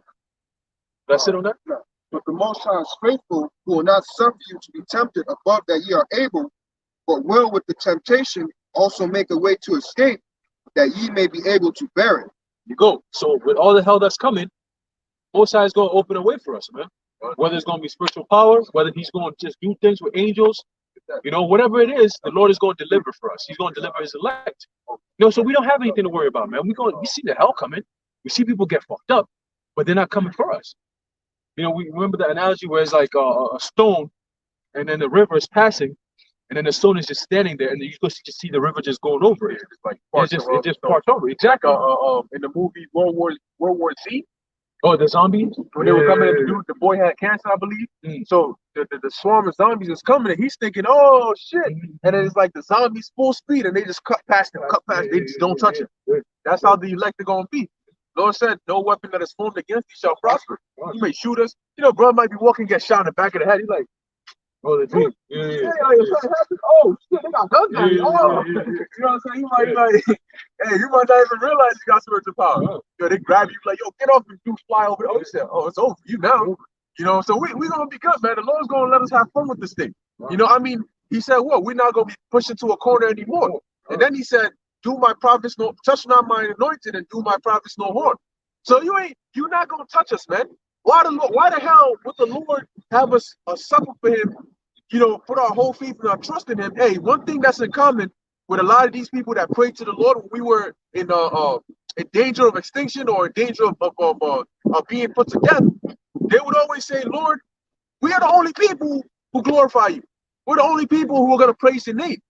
And even right now amongst Israel, we are the only ones who fully trust and praise Yahweh B'Ashem Yahushai. Right. Why would he let us get destroyed? Who's going to do it? Not the 2/3, not these other camps. We're literally the last standing for what's right with Yahweh B'Ashem Yahushai, even amongst Israelites. So why the hell the Lord's going to let them all be good? For us who are standing for him, he's going to have us get destroyed. Who's going to praise his name? And on top of that, who's Yahushai going to come for? That's why he's the example. I watched Dragon Ball Z a lot. Gohan, when he turned Super Saiyan 2 and then Cell, Goku put him out there, was like, yo, I know you can beat him. Just go out there and deal with him. And Cell was fucking him up at the beginning. But Goku, no, he pushed him into that corner. Goku didn't put him to fight Cell just to destroy him. He just put him out there to bring out that potential he saw in the hyperbolic time check. He's like, I know you got the power in you. I'm going to just put you out there. I know this guy's stronger than you, but I know that you're really stronger than him. And he even told Piccolo, because Piccolo was bugging out, like, yo, why you put him to fight up? He's like, yo, watch when he's back into a corner. He has nowhere else to go. You're going to see the real power he got. See, that's why it says when the enemy shall come in like a flood. You got it? No. The word come up. Yeah. Hey, man, the world's about to see some incredible stuff, man. You know, like, yo, what? That's Jake. Yo, just go with him. Oh, shit. You know, like the dream you had, where they came after you with the tank, and, you know, you just, like, threw that joint, man, and they had it on camera, and you have the thumbnail of the brother just like this, you know what I mean, pushing the tank. That shit's gonna go viral, man. Oh, yo, that's such and such. You know? Especially these times where everybody's confined. Yeah. If you come out with some shit like that, like a military people can't even fight. Regular fight, people knock a nigga out quick 2 seconds. Right. But imagine that shit, like, yo, you got a whole army truck, and you turn around, grab that shit, and toss it like miles down, and it explodes. That's like, what the? You know what I'm saying? Like, that shit's gonna bust heads. That's when the super soldiers gonna come out. There you go. Because the U.S. just accused China of developing super soldiers. You know, and once again, whenever they come out with this, don't focus on how they're pitching the narrative.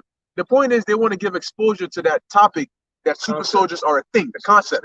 So then slowly but surely they introduce it to you, desensitize you to it. That's how they're gonna do it, man. Because them super soldiers, hell yeah, they're real.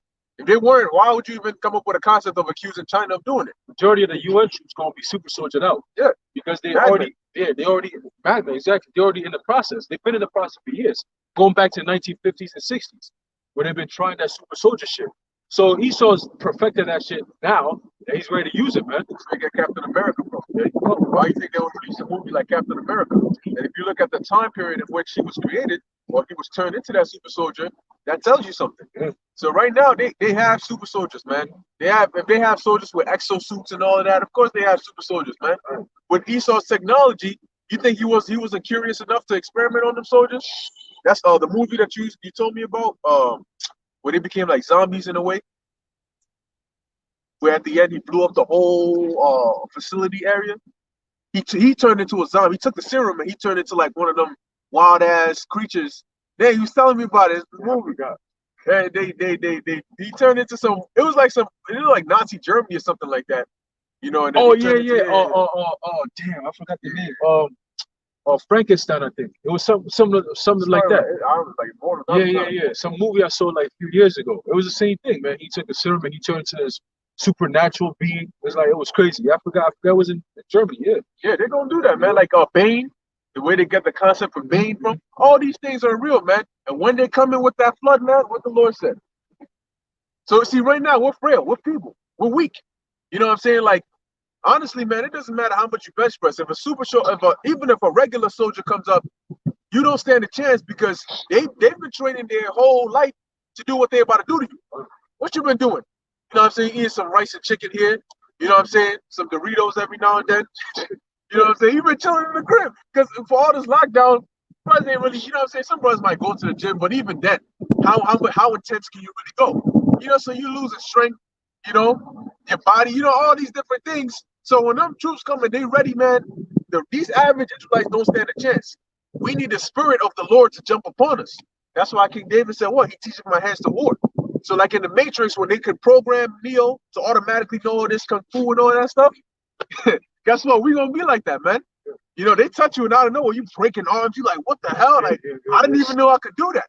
But it's gonna feel innate. It feels fun. You're doing it. Yeah, it feels right. Because these devils, remember, they have they've been, like we said, they've been doing this for a minute. You know what I'm saying? Like, they train every day.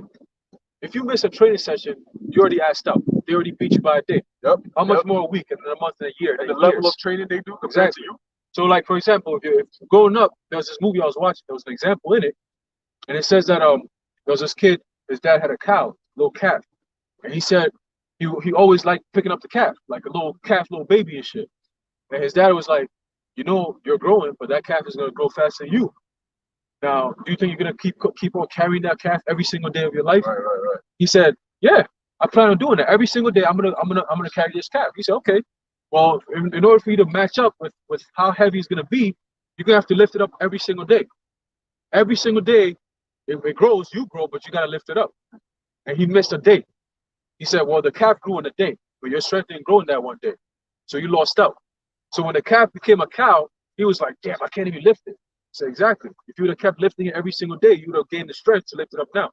So it's the same thing. They train every single day, but people out here not training. They're saying that whole chilling. People got fat over this COVID thing. Right? A lot of people, the stimulus change. Yeah, people got fat, man. People that used to work out, they stopped going to the gym. And the reason why they stopped the gym is so you people can become fat and weak. You know what I'm saying? Simple as that, man. That's why they shut the whole thing down. So you got to wear a mask. How you going to wear a mask working out? Right. What sense does that make? The one thing you need the most oxygen for, you got to wear a mask. Hey, man, like you said, man, they set you people up bad, man. A lot of people lost shape. You know, hey, you might not have been Usain Bolts in the world, but at least, you go out, you walk to work, you might walk here, you might do this, so you have that cardio. You still get some form of exercise. You've been cooped up in your house all these months. You walk a few blocks and you're already tired. Right. How you gonna run? That's why the Lord said we're gonna get it. Isaiah 59:19. So shall they fear the name of the Lord from the west, and his glory from the rising of the sun. When the enemy shall come in like a flood, the spirit of the Lord, Yahweh Ba'ashem Yahushua, shall lift up a standard against them. Right, and a flood is like it overwhelms you. It overwhelms you.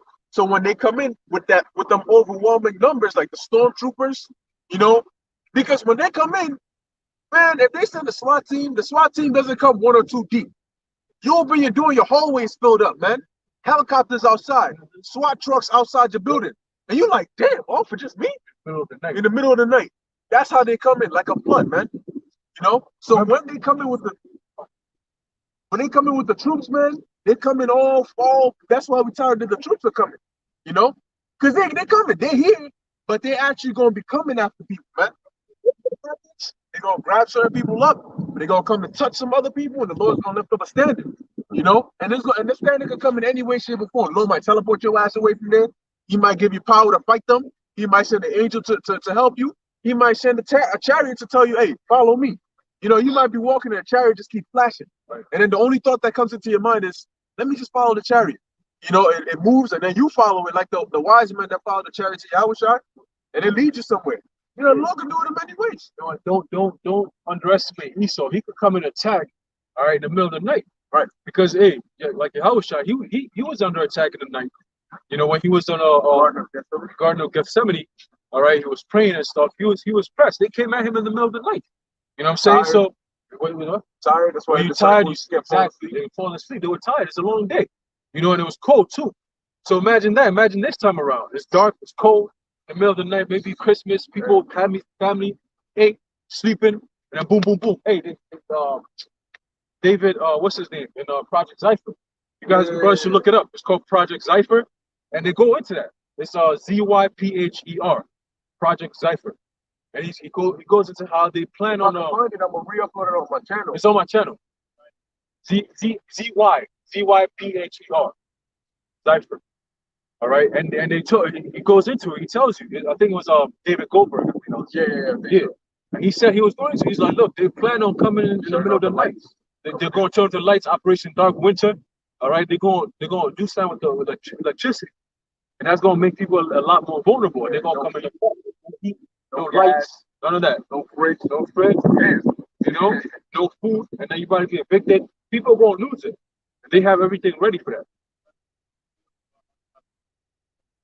The red list, blue list, yellow list. Oh yeah, that's been. We on the red list. I mean, they don't even want to negotiate with us. They want us dead. You know what I'm saying? They want to hurt us and they want to kill us. Right. Because if they're able, that's why they target. They know who to go after. Because there's certain men of the Lord, all right, certain people who are Israelites in camps, that they have them on the yellow list, right, not even on the red list, because they know that they can monitor your individual life. So they can see where your mind is at when you're not out there. So if you put it up a show, you being a phony out here, in your individual life, Esau knows that he can bring the bag to you, but you're going to sell out. or he knows that if he tortures you a little bit, you're gonna break because you're not a true man of the Lord. And them wicked priests on the left hand side also tell them, because if Saul was able to go to a witch of Endor to find out, to conjure up Samuel's spirit, and then on top of that, during the time of Acts, there was that woman who was basically a fortune teller, because she had a spirit, she had demons on her that would allow her to do so, and her masters were using her to get gain. Bar Jesus. Yeah. Son of Bar Jesus. He was doing the same thing. He was deceiving the people with sorceries, man. Right. And he had thousands of people following that dumbass because they really thought he had spiritual power. Until Peter pulled up and then he was like, "Nah, yo, let me get some of it. Let me pay for that." No, you good. That's all good. And then he got cursed out, and then he started praying, begging, talking about, "Oh, please don't." Oh yeah, pray, talking about if you could take that curse off me type shit, you know. Ain't getting no curse. Hey, but back to the woman though. So she had spirits on her, but when she saw Paul, she was like, "Those are the men of the Lord. Those are the men of the Lord." And she followed them for 3 days, consistently telling, "Those are the men of the Lord. Those are the men of the Lord." And Paul had to rebuke her because he got tight. You know, he rebuked the demon off of her. But that goes to show you, even the angels that the demons that said, "Paul, I know, Yahweh, I know, but who are you?"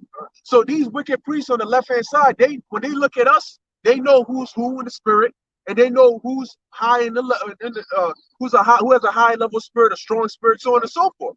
So they know who to put on the red list. They tell these elites, they say, "Look, see that brother right there? If you're stupid enough to go after him, kill him. Right. Make sure he's dead. Don't try to negotiate him. No. When you go, make sure you kill him.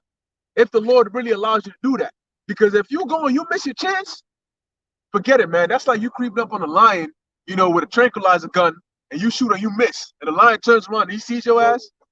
Hey, like the scriptures tell you, because brother made a very, very important point, that they know who we are. They use the algorithms and so on and so forth, but honestly, it goes deeper than that psychology. All right, it's the psychology. You break it down. It's a compound word. It's a Greek word going back to psych and ology. Psych goes to the word seeking, which means a spirit, and ology is a study of. So you have the study of the spirit. People say, "Oh, it's a study of the people's behavior." No, it's actually a study of the spirit. So Esau has done that, pertaining to Psalm 64, where it says they do a diligent search, and they teach you these things that they do even in school. They teach you, "Oh, if you do this, this person will react to this." The Maslow's hierarchy, you know, the Pavlov's dog, where they do the condition, the operant condition, all that extra shit. They do all that. They do experiments on people. They've been doing that for years, since the 60s. All right. The mice, the rats, all that. They do all these experiments so they know who we are. And then when you first get the truth, they monitor you with the type of information that you're looking up online.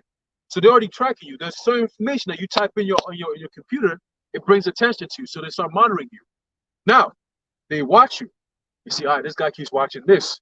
So certain things, certain tendencies that you have, they already know the kind of spirit this person has, because it's already information that they already have on there, right? You fall into a certain category. This guy's very aggressive. This guy's into this. This guy's into martial arts. This guy's into, you know, the nature. You know, he's into different. They see that. They track it, and then lo and behold, they see you in the truth. So they see, all right, this guy starts watching Israelite videos. Now he's out there. Now he's actually teaching. Okay, he has a lot of faith. He's true. He's real. And then they watch it and say, okay, this is what he's doing. They're watching you. Okay, what is he spending his money on? How has he changed his life? The life that people don't see, they get to see that. The Most High sees it too.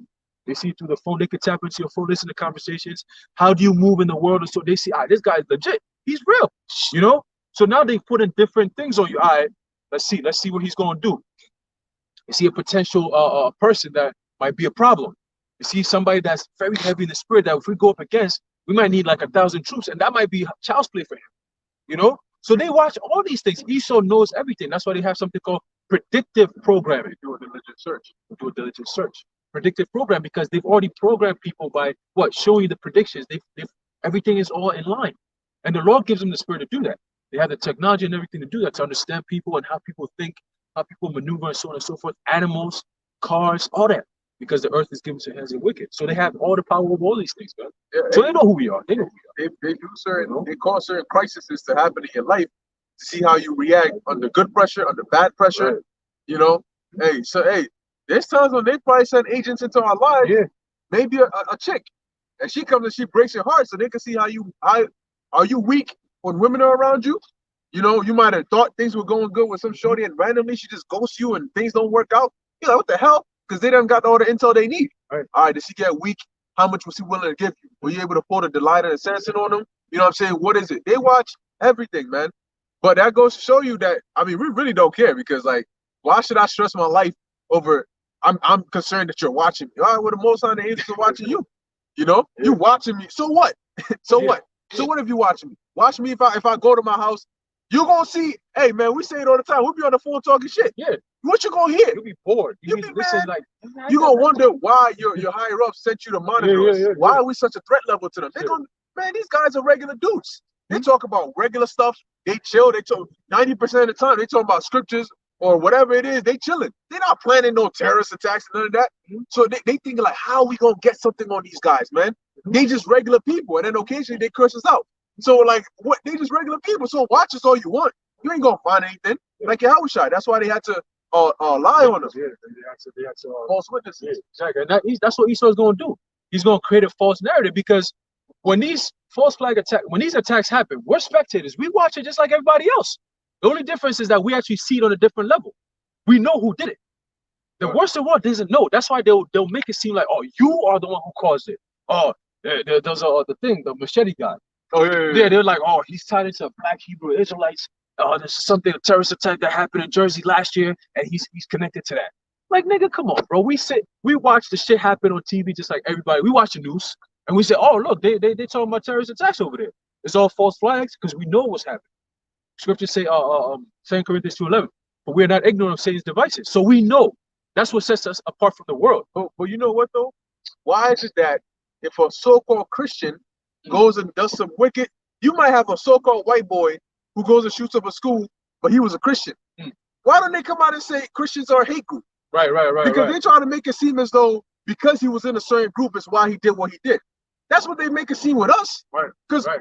so because he did something, all of you guys are like other versions of him.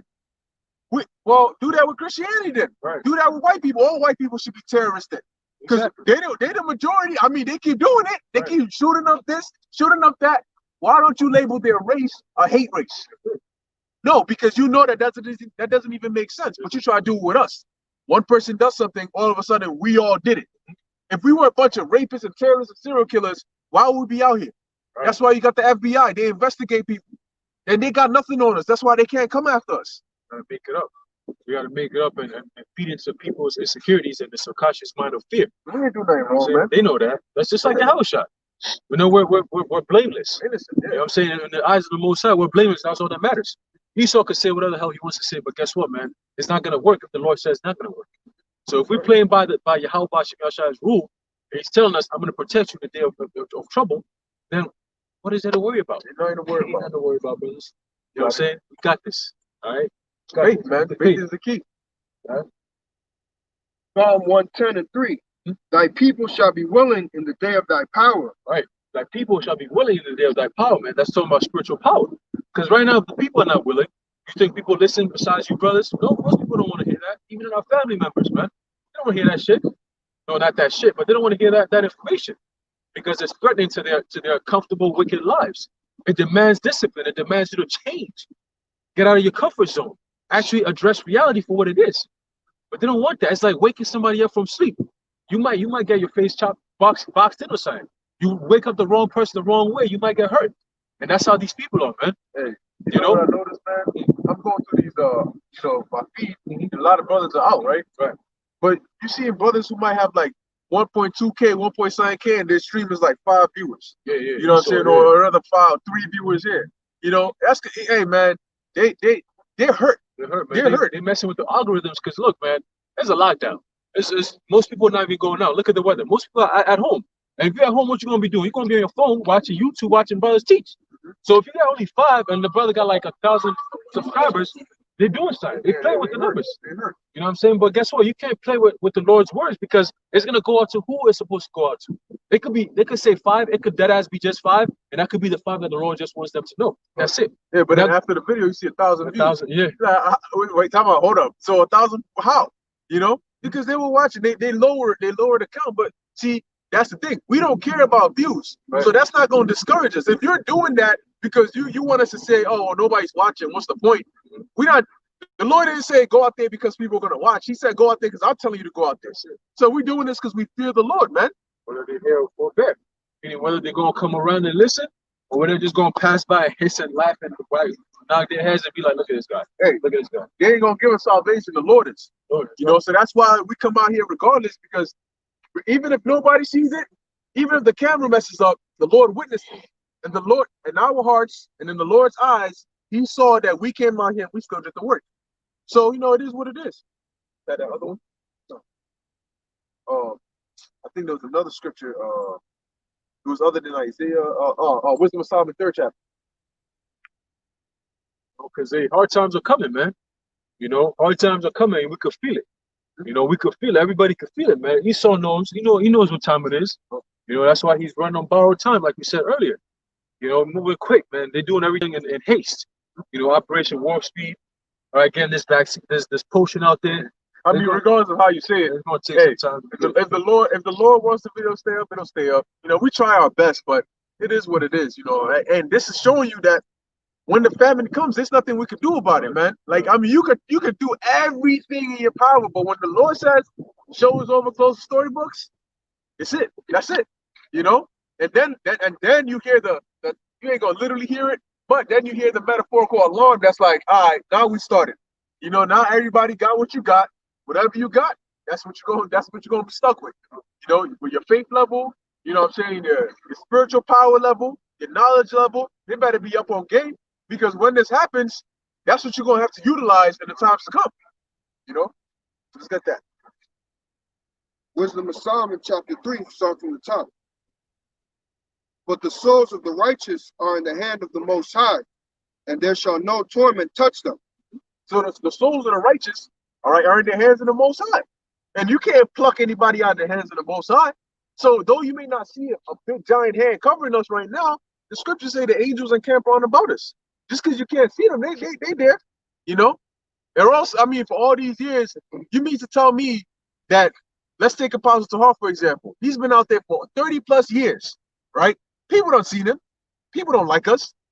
And you mean to tell me that there's not one time where some evil thought or some evil person wanted to come harm them, come harm the elders, come harm brothers, but somehow they're fine.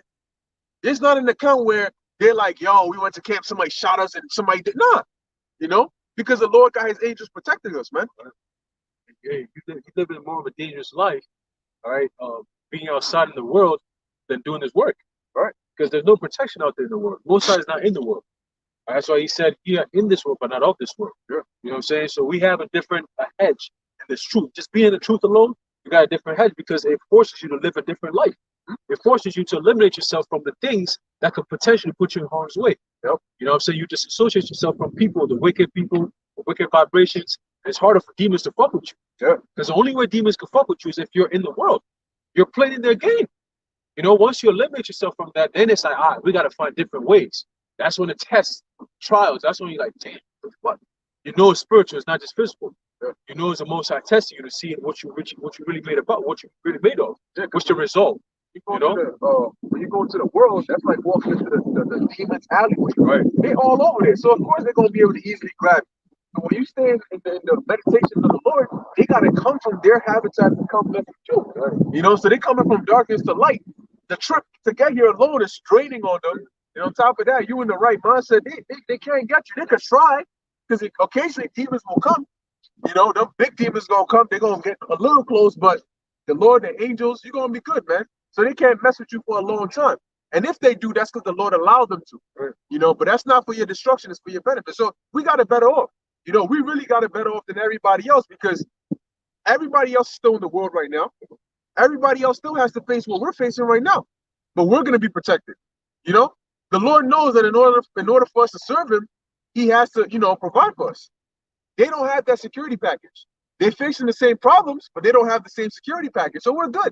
You know what I mean? We can be stressed. We be like, damn, man, they doing this, they doing that. My car broke down. Well, Tyrone, who's in the world, his car also breaks down. You know, but the Lord gonna deliver you. Right. It's just like you don't get paid, all right? Because let's say this brother got a job. I don't get paid because he's working. His company will pay him because he's working. Now, if I'm doing my own thing, do I ever get a penny? No. because I'm not part of that. All right? It's the same thing. If you're doing the works of the Lord, you get paid for doing the works of the Lord. But if you're outside doing your own thing, why would the Lord pay you? What do you ain't doing nothing for him? Go to your employer. Yeah. Satan ain't gonna pay you. Exactly. He gonna make you work, and then he's gonna rip you off like Mr. Krabs be doing with SpongeBob. Here it is. Hey man, I'll never forget that episode. Here it is. It's paycheck time. Mr. Krabs, he brought the stack bundles. He put on the table. Hey, all right, this your paycheck. But hold on, I gotta take this out for this, take this out for that, take this out for this. And then SpongeBob is up for like a penny or two. Yeah. And his dumb ass is happy about it too. Oh, Mr. Krabs, is that all, Mr. Krabs? Thank you. I'm like, all right, and that's these people in the world, man. See, your employer, you got to go to your employer. You can't, like he said, he can't come to my job like, well, I work a 20-hour shift, but my employer didn't pay me. You think your employer could pay me? Right. Nah, because the Lord signed us. We working with the Lord. If your business goes under, you getting laid off. That's it. We can't do nothing for you. You chose to work for them, and we chose to work for the Lord. Continue. Wisdom of Solomon, chapter 3, verse 2. In the sight of the unwise, they seem to die, and their departure is taken for misery. Right. So, in the sight of the unwise, and that's why it tells you in Wisdom of Solomon, the 5th chapter, that they counted our works not honorable to be without end, and they counted us bad. Because in the sight of the unwise, our departure seems to be taken for misery. So, if a brother gets put to death, all right, for the Lord's sake, he'll take that as a miserable life, like as a miserable death. Damn, he just gave up his life just for that. You know, damn, look at what they're going through. Nah, bro. You know, like the things we got to suffer for the Lord, they take that as misery. No. What did the scripture say? Count it joy. You know, because we suffer with the Lord, we're going to be glorified with the Lord. Hey, that's like Job's wife. Don't let no Job wife get in your head, man, especially these last days. You got to be bold like Job and put her in check like, yo, and that Job's wife could be a representative of anything and anyone that obstructs you from really having that faith in Yahweh Hashem Yahushua. Even yourself. Even yourself. The thoughts that run into your mind like, yo, what if? What if it's the biggest demon, man? In life, what if it's the biggest demon? Because it's not a reality thing. It's not even real. It's not real. It's in your mind. You know what I'm saying? Power. You're giving it power. You're giving it attention to fester. You know what I'm saying? That's what you gotta call that shit. Like, yeah, no, there ain't no what ifs. I deal with reality. We're students of reality. Right? You know, that's just how it is. Right? Soldiers, you're at the battlefield. You're not saying yo, what if my gun jam? No, you're prepared to go. If the gun jam, I'm tossing it out and I'm going combat. Let's go. You're ready. You're ready to go. You're prepared so that those what ifs don't happen. Right. But if they do happen, you're ready to keep going, like you said. That's it. You know. So that's why. See, we ain't gonna deal with what if, because you can say what if my gun jams, but we dealing with Yahweh Hashem Yahushua. There ain't gonna be no gun jams with the Lord. The Lord don't jam. You know, it tells you that what is the Lord's hand too short that he cannot save, or his ears too heavy that he cannot hear? No. So if the Lord, look, man, the only way you're not going to be delivered is if the Lord says, I don't want to deliver you. It's not because the Lord can't. The Lord can. But if you don't get delivered, it's because the Lord didn't want to deliver you. So how do you get the Lord to want to deliver you? Well, you do what he asks. See, it's not an ability thing. It's a choice thing. Right. That's why he says, for many are called, but few are chosen. He called you. He can call you. But the choice of you getting chosen, that's up to him. He decides. You know what I'm saying? So you got to make sure, hey, and don't fret it. Well, I don't know. How do I know if I'm chosen? First Peter 2:10, 2 Peter 1:10. I get it confused, but it says, give all diligence to make your calling and election sure. First Peter 2:10. So if you don't know, double check that. If you don't know, give diligence, man. That's the best thing you could do. Look, I can't sit here. I don't know I don't know. So I'm gonna spend the rest of my days not knowing, or I could say, well, I don't know, but what can I do? You know, what can I do to get closer? All right, the Lord said do this. He said if I'm able to continue this until the end, then I'm gonna be saved. Think of it like that. Don't even think of it as if I'm of the elect or if I'm not. Think of it as a journey. If I'm able to continue until the end, I'm gonna be saved. So my goal, 2 Peter 1:10. All right, my goal is to make it to the end. That's it. Now, whether you do or whether you don't, that's in the hands of the Lord. But in your mind, think of it like this. My goal is to make it to the end. The Lord said, if I do, I'm gonna get salvation. That's it. That's the easiest way to think about it. You know, if you think about it, if I am, if I'm not, I don't know if I. No. It's gonna take away from your focus. Just work. That's not what you got. This is Matthew chapter 10, verse 22. And he shall be hated of all men for my name's sake, but he that endureth to the end shall be saved. Water. He that endureth to the end shall be saved. That's all the Lord said. So focus on that and do it. It's simple. I mean, when Jake starts going off, it's because they try to do too much. You know, either they're not doing enough or they're trying to do too much. The Lord isn't like man. The Lord is very specific. He wants what he wants. That's why he told Samuel to tell Saul, this is what I said I wanted you to do. Go kill the Agagites. Go kill the Amalekites. Every one of them. Saul's out here. That's like if the Lord sends you to the store, like, yo, give me 2 apples. And he gives you $5. And you go there and you say, well, the apple is $1 and I have $5. Let me get 1 apple, 2 oranges, and then a fruit basket because they have it on sale. The Lord's gonna love that. And you bring it back and he's like, what happened? Oh, even better. He says, give me 2 apples. I gave you $5. You go in there, there's a bundle of fruits, a fruit basket for $5. And you're like, oh, let me just get, he wants 2 apples. There's 3 in there, and then there's oranges, and there's pineapples, and everything included. Let me get him back. He look at you like, bro, what the fuck is this? Yeah, because the You know what I'm average the average person is gonna say, oh, thank you. Wow, you went above and beyond. I'm happy. The Lord ain't gonna have an oh moment with you. The Lord already knows what he wants. He knows more than you. He knows what you're gonna bring him. So what you think you gonna go and the Lord mistakenly said get him 2, but there's really 3 for 5. So you got the 3 for 5 deal, and the Lord was like, oh shit, the water, man, let me promote you. That don't work with the Lord. I didn't think of that. You know, I didn't know I wanted to. Angel Gabriel, why do you warn me about that? You know what I'm saying?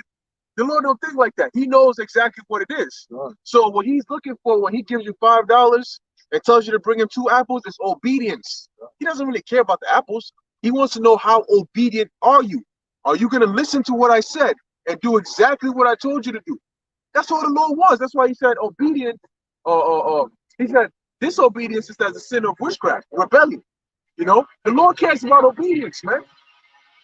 You know, because when you start thinking that you know more, if you go and you get 3 apples, you think you know more than the Lord, because you're thinking, oh, I could do something better than what the Lord asked me to. No, the best thing you can do is what He asked you to do. That's why the Lord is different. He's very specific.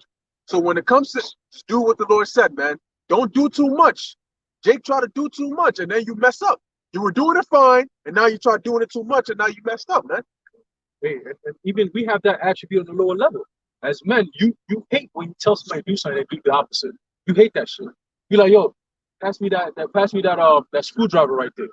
And the nigga pass you a hammer. You're like, bro, I said a fucking screwdriver, bro. Like, you get tight. Because you're like, bro, just pass me the screwdriver. You're like, oh, nah, but you need a hammer for it. Bro, I know what I'm doing, bro. Just pass me the screwdriver, bro. That's it. It's the same thing. You get pissed because it's like, I know what I want. You know, it's the same thing. The Lord knows what He wants. That's why He says, this is what I want you to do. You're like, no, Father, but actually this will be, bro. That's what people get messed up. You're doing too much. You know, like the brother said, bro. Now you done messed up because you could only get 1 item. You don't run to a hammer. Y'all both stuck in. The car broke down. Can't fix the shit. It's cold as hell. Dark as hell. The coyotes coming out. You're like, you see what you done did? What we gonna do with the hammer now?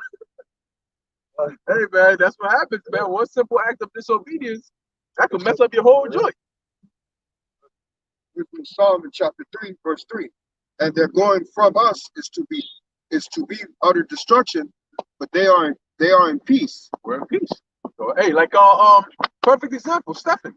When Stephen got stoned to death, people would have looked at like, damn, yo, this shit must hurt. You know what I'm saying? Imagine you get hit in your kneecap or your shins or your eye, and damn, he's going. They took that as his departure as misery. You know, like, damn, if that's what I got to go through to serve the Lord, nah.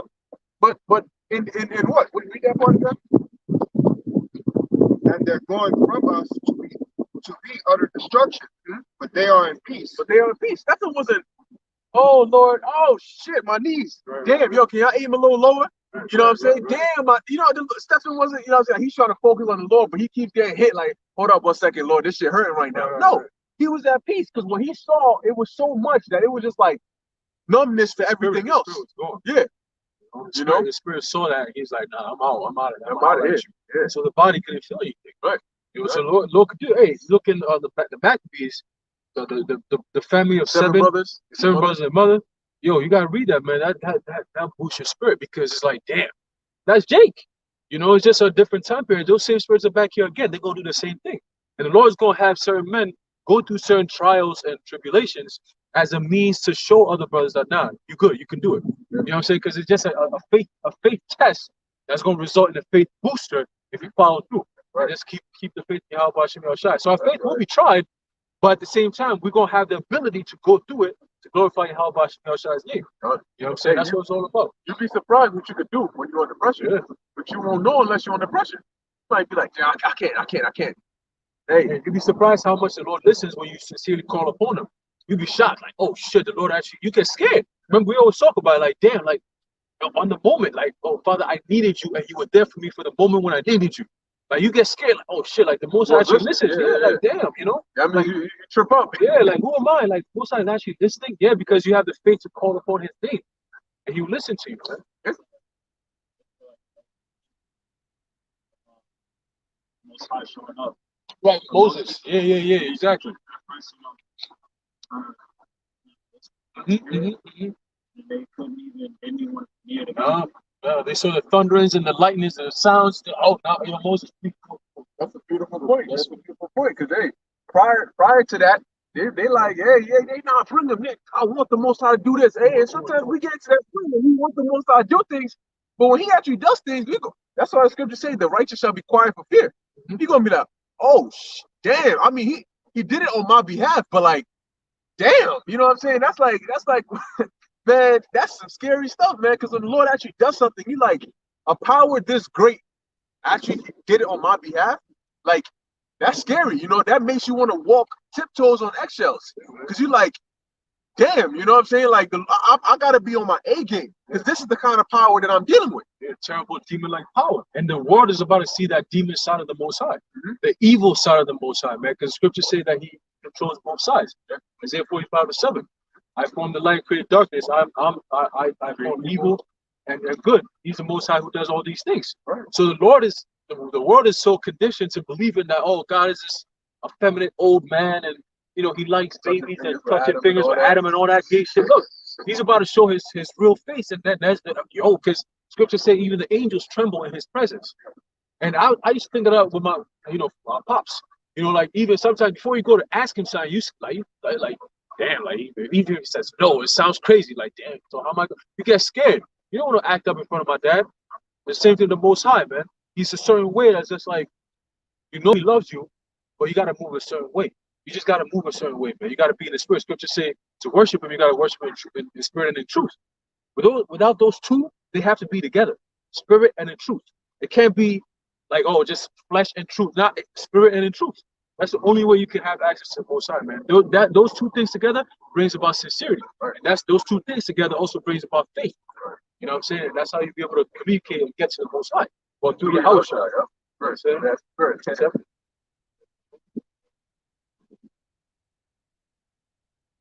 Hey.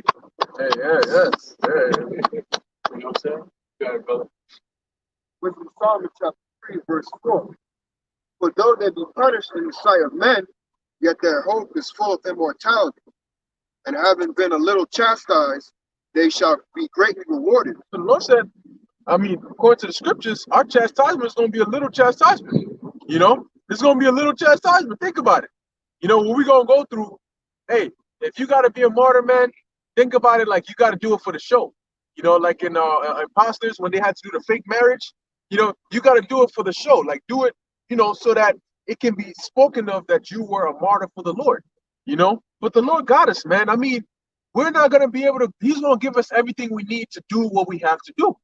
So like I said, if he needs to shut off your pain receptors to where your fingers are getting cut off, you're feeling it, but you're not feeling nothing. You can still talk shit. You know what I'm saying? Like, yeah, that's the best you got. Yeah, it's going to take a lot more than that. We're going to be here all day because I ain't saying nothing. You know, like, personally, man, if they put me in a guillotine, I'm telling them, look, man, make sure that blade cuts my head off. Because if the Lord says nope, and that blade breaks on my neck, all y'all, oh yeah, you're screwed, man. Every single one of you. That wherever concentration camp or not, all of y'all are screwed, man. Let this blade break on my neck, man. Oh, you dead. Every one of you dead. You know, so the Lord said, hey, we're gonna be all right, man. Okay? Keep going. So having been a little chastised, we're gonna be greatly rewarded, man. When we get into the kingdom and we look back, we're gonna say, look, man, whatever we had to go through to get this kingdom, man, this kingdom requires 1,000,000 times more than that. You know, if we had to die, we would have to die an infinite amount of times to be worthy of having the kingdom. Because we're not getting the kingdom as a reward, as in terms of a deserving reward. We're getting it as a favorable reward. It's like the Lord is doing us a favor. You know, he's not like I have to, I'm obligated. It's a favor, it's a gift. It wasn't based on your merit. It was The water. The water. That's what grace is. You know? For having been a little chastised, they shall be greatly rewarded. For the Most High proved them and found them worthy for himself. He proved us right now. You know, through our whole time, you know, the things we went through, you know. Hey, like when you came up and you thought you missed us, you know, I don't know if y'all went back and then, you know, came back again, or y'all on your way back, or however, you know, the Spirit had it. But hey, you came in, hey, because that happened to us. The first time we met, you know, we went to see the brothers, you know, in Jersey.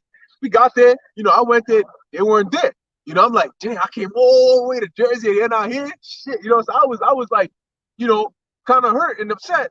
But, you know, it was the Lord testing you, you know, because the Lord might do that and then say, well, next time, are you still willing to come out even though you had a bad experience? The Lord does that to see how bad you want it. Because some people, they just doing it like, so any tiny excuse, ooh, you're gone, you know. So the Lord might purposely put certain things here and there to see how bad you want it, you know. But hey, at the end of the day, everything's the Lord's will because you're here now, you know. 137. Oh yeah. And I went to down.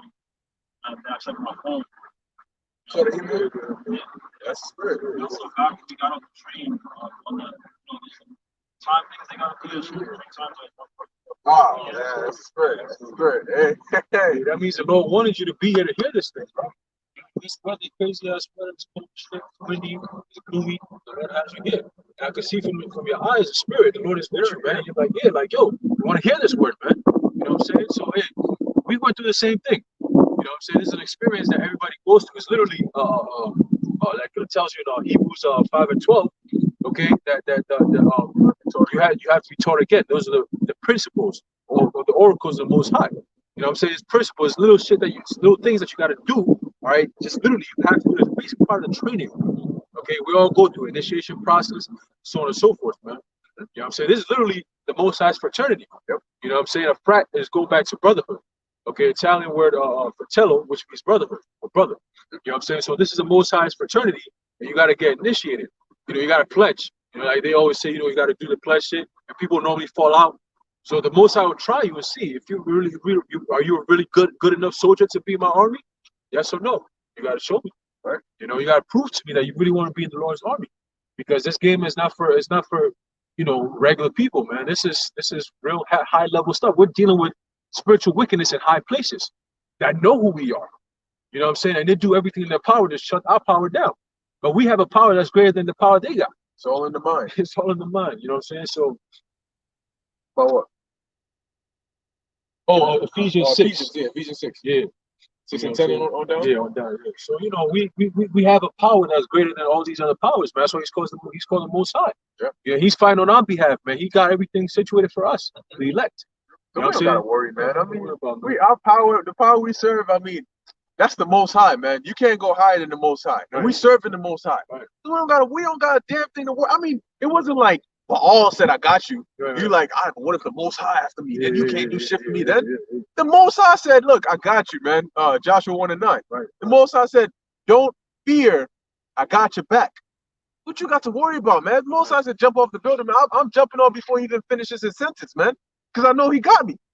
You know? Let's finish off that. Verse 6, as gold in the furnace hath he tried them, and received them as a burnt offering. And in the time of their visitation, they shall shine and run to and fro like sparks among the stubble. So that's the time of our glorification, you know? Because, hey, man, this is all going to be worth it when you finally stand in the chariot, man. You looking at your hands and your body, and you like, damn, like, yo, just the way you think, the way you breathe, everything you do is different. At that point, man, you're going to realize how worth it this truth was. Like, really think about it. Like, the Lord is really giving us a win-win situation. We're not like, we're catching hell, but it's not even on a high level. We catch hell with hope, you know, and that gets us through the hell. And then on top of that, we're going to be rewarded for that. Really, the Lord is going to reward us for bettering our lives, because you stop eating pork. That betters your life. You know, you serve Yahweh Shem Yahshai, any problem you go through, you get delivered. That's a bettering of your life, and you're gonna get rewarded with the kingdom because you chose to better your life. Think about how good of a deal that is. The Lord said, look, you live in trash right now. You're gonna get destroyed for that. I'm gonna save your life, and I'm gonna reward you for saving your life. Like, think about that. Like, damn, like, that's how merciful the Lord is, man. So it shows you that, hey, for the Lord to put that spirit upon you and give you this chance, because of all the billions of people on the planet Earth, we got this truth. That means the Lord considered you. He thought of you. He said, look, every single individual that's in here now sincerely, the Lord said, look, give them that spirit. I want them to hear it, and I want them to be delivered, man. That means we can't underestimate the love for us, man. We fear the Lord, but He loves us a lot. He loves us a lot, man.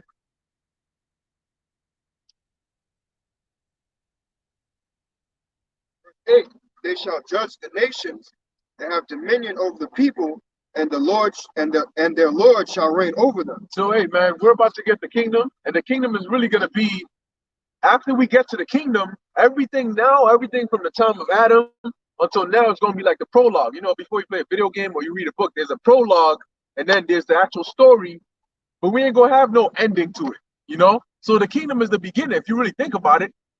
Right now it seems like this is the end, but this is really the beginning. Oh, give me that real quick. You know which one I want? Second Ezra? That's right. That's right. So this is really like the prologue to the beginning of our story. Because in the kingdom, I mean, we're not even going to dwell in time. We're going to be gods. I don't know what it's like to be a god. No, we don't know what it's like to be gods. Like, imagine that. Anything you want to do, you can do. You have the resources. You have the ability. There's going to be nothing that stops you from doing what you want to do. So for a trillion years from now, imagine that, a trillion years from now, you saying, hey, well, what I'm saying, I got 2 planets. I'm trying to explore this different galaxy. You go there, man. Whatever you want to do, you can do. Like, that's going to be our life, and we're going to judge righteously as well. Like right now, we want to judge, but we don't have the ability or the capability to. Because when you see somebody going off, you want to tell them, yo, bro, you're not supposed to do that. That's what we're going to be doing on a higher level as kings. But see, we're going to have the authority to. We're going to say, hey, we're not going to, you're not, no. If you do that, you get punished. This is the law, such and such. We're going to be, hey, man, we're going to have it all. We was talking about it in the car today, that what we're going to get, you can't get anything above that. We're going to literally, the best thing you can get in existence, we're going to get. So, I mean, how do you even beat that? So when you think about all those things, what is really the requirement? To come out here, to do videos, to just believe in the Lord and watch and learn and just wait for these prophecies to hit and then believe through it all? That's all you have to do for all these things, immortality, all the women, the mansions, everything. And all you got to do is this. You see how little what the Lord is requiring of us is? And then you think about, hey, Lord willing, this could happen next year. It could be as close as next year. All of a sudden, the year doesn't even seem that far. You're like, damn, in just a year, we could actually be living this kind of life. Hey, man, we got it all, man. We are in the best position that anybody could possibly be in. So call Lord Yahweh Hashem Yahshua for that, man. But get 2 Ezra 6 and 9, close it out on that. No, it's not. 2 Ezra chapter 6, verse 9. For Esau is the end of the world, and Jacob is the beginning of it that followeth. And right now, we're in the transition period. You see what's going on? And Esau thinks he's about to start a new world order, but he doesn't realize he's ending his world. He's ending his age. He's ushering it, and the Lord is going to come and finish it and bring in our new age, the kingdom of heaven, the feel good. That's feed heart, feed minds. And that's why the Lord said, what? Feed a sheep. And you see feed 3 times. Just like the Lord told Peter, feed a sheep 3 times on the bus. So hey, we all right, man. Yahweh Hashem Yahushua is getting ready to do a marvelous work upon the face of the planet Earth. And we are about to be the main characters in that story. We're going to be written about in the kingdom. Y'all going to be written about. We're going to be written about. Our apostles going to be written about. And what we have going into the kingdom, no Israelite could ever get that wasn't, that didn't go through that experience. They can't say that I saw Yahushua's return and I was part of the transition and the foundation of the kingdom of heaven. So for all eternity, because you can't come back in time and do it. So this is an experience and a status that you either get or you don't get, and that's your place for all eternity, man. So that's why you got to work hard for it, man, and just go all out. Founding father of an empire that's everlasting. That's something dope. Your name is etched in history forever, ever. Yeah. We still hear about Alexander the Great and niggas like that, but we gonna be one of You know what I'm saying? Known across galaxies. You know, like, damn, no, such and such. That was one of the men, you know, came from Babylon, you know, experienced that destruction and the recreation of every. I mean, hey, we're gonna be up there, man. We're gonna be up there, and it's definitely worth it, man. So keep the faith, stay in the spirit. We only got a few more prophecies. They're gonna look in a matter of a week and a half or a couple of weeks. They're gonna start this thing. All right, it's gonna lead to the chip, and then World War III is gonna hit. And we're gonna be out of here, man. Okay, so we're gonna be good. We only got a few more prophecies. And we getting out of here, man. So call lawyer Al Bashimi outside. All right. Lawyer Al Bashimi Al Shai. The water Al Bashimi Al Shai. Until next time, Shalom.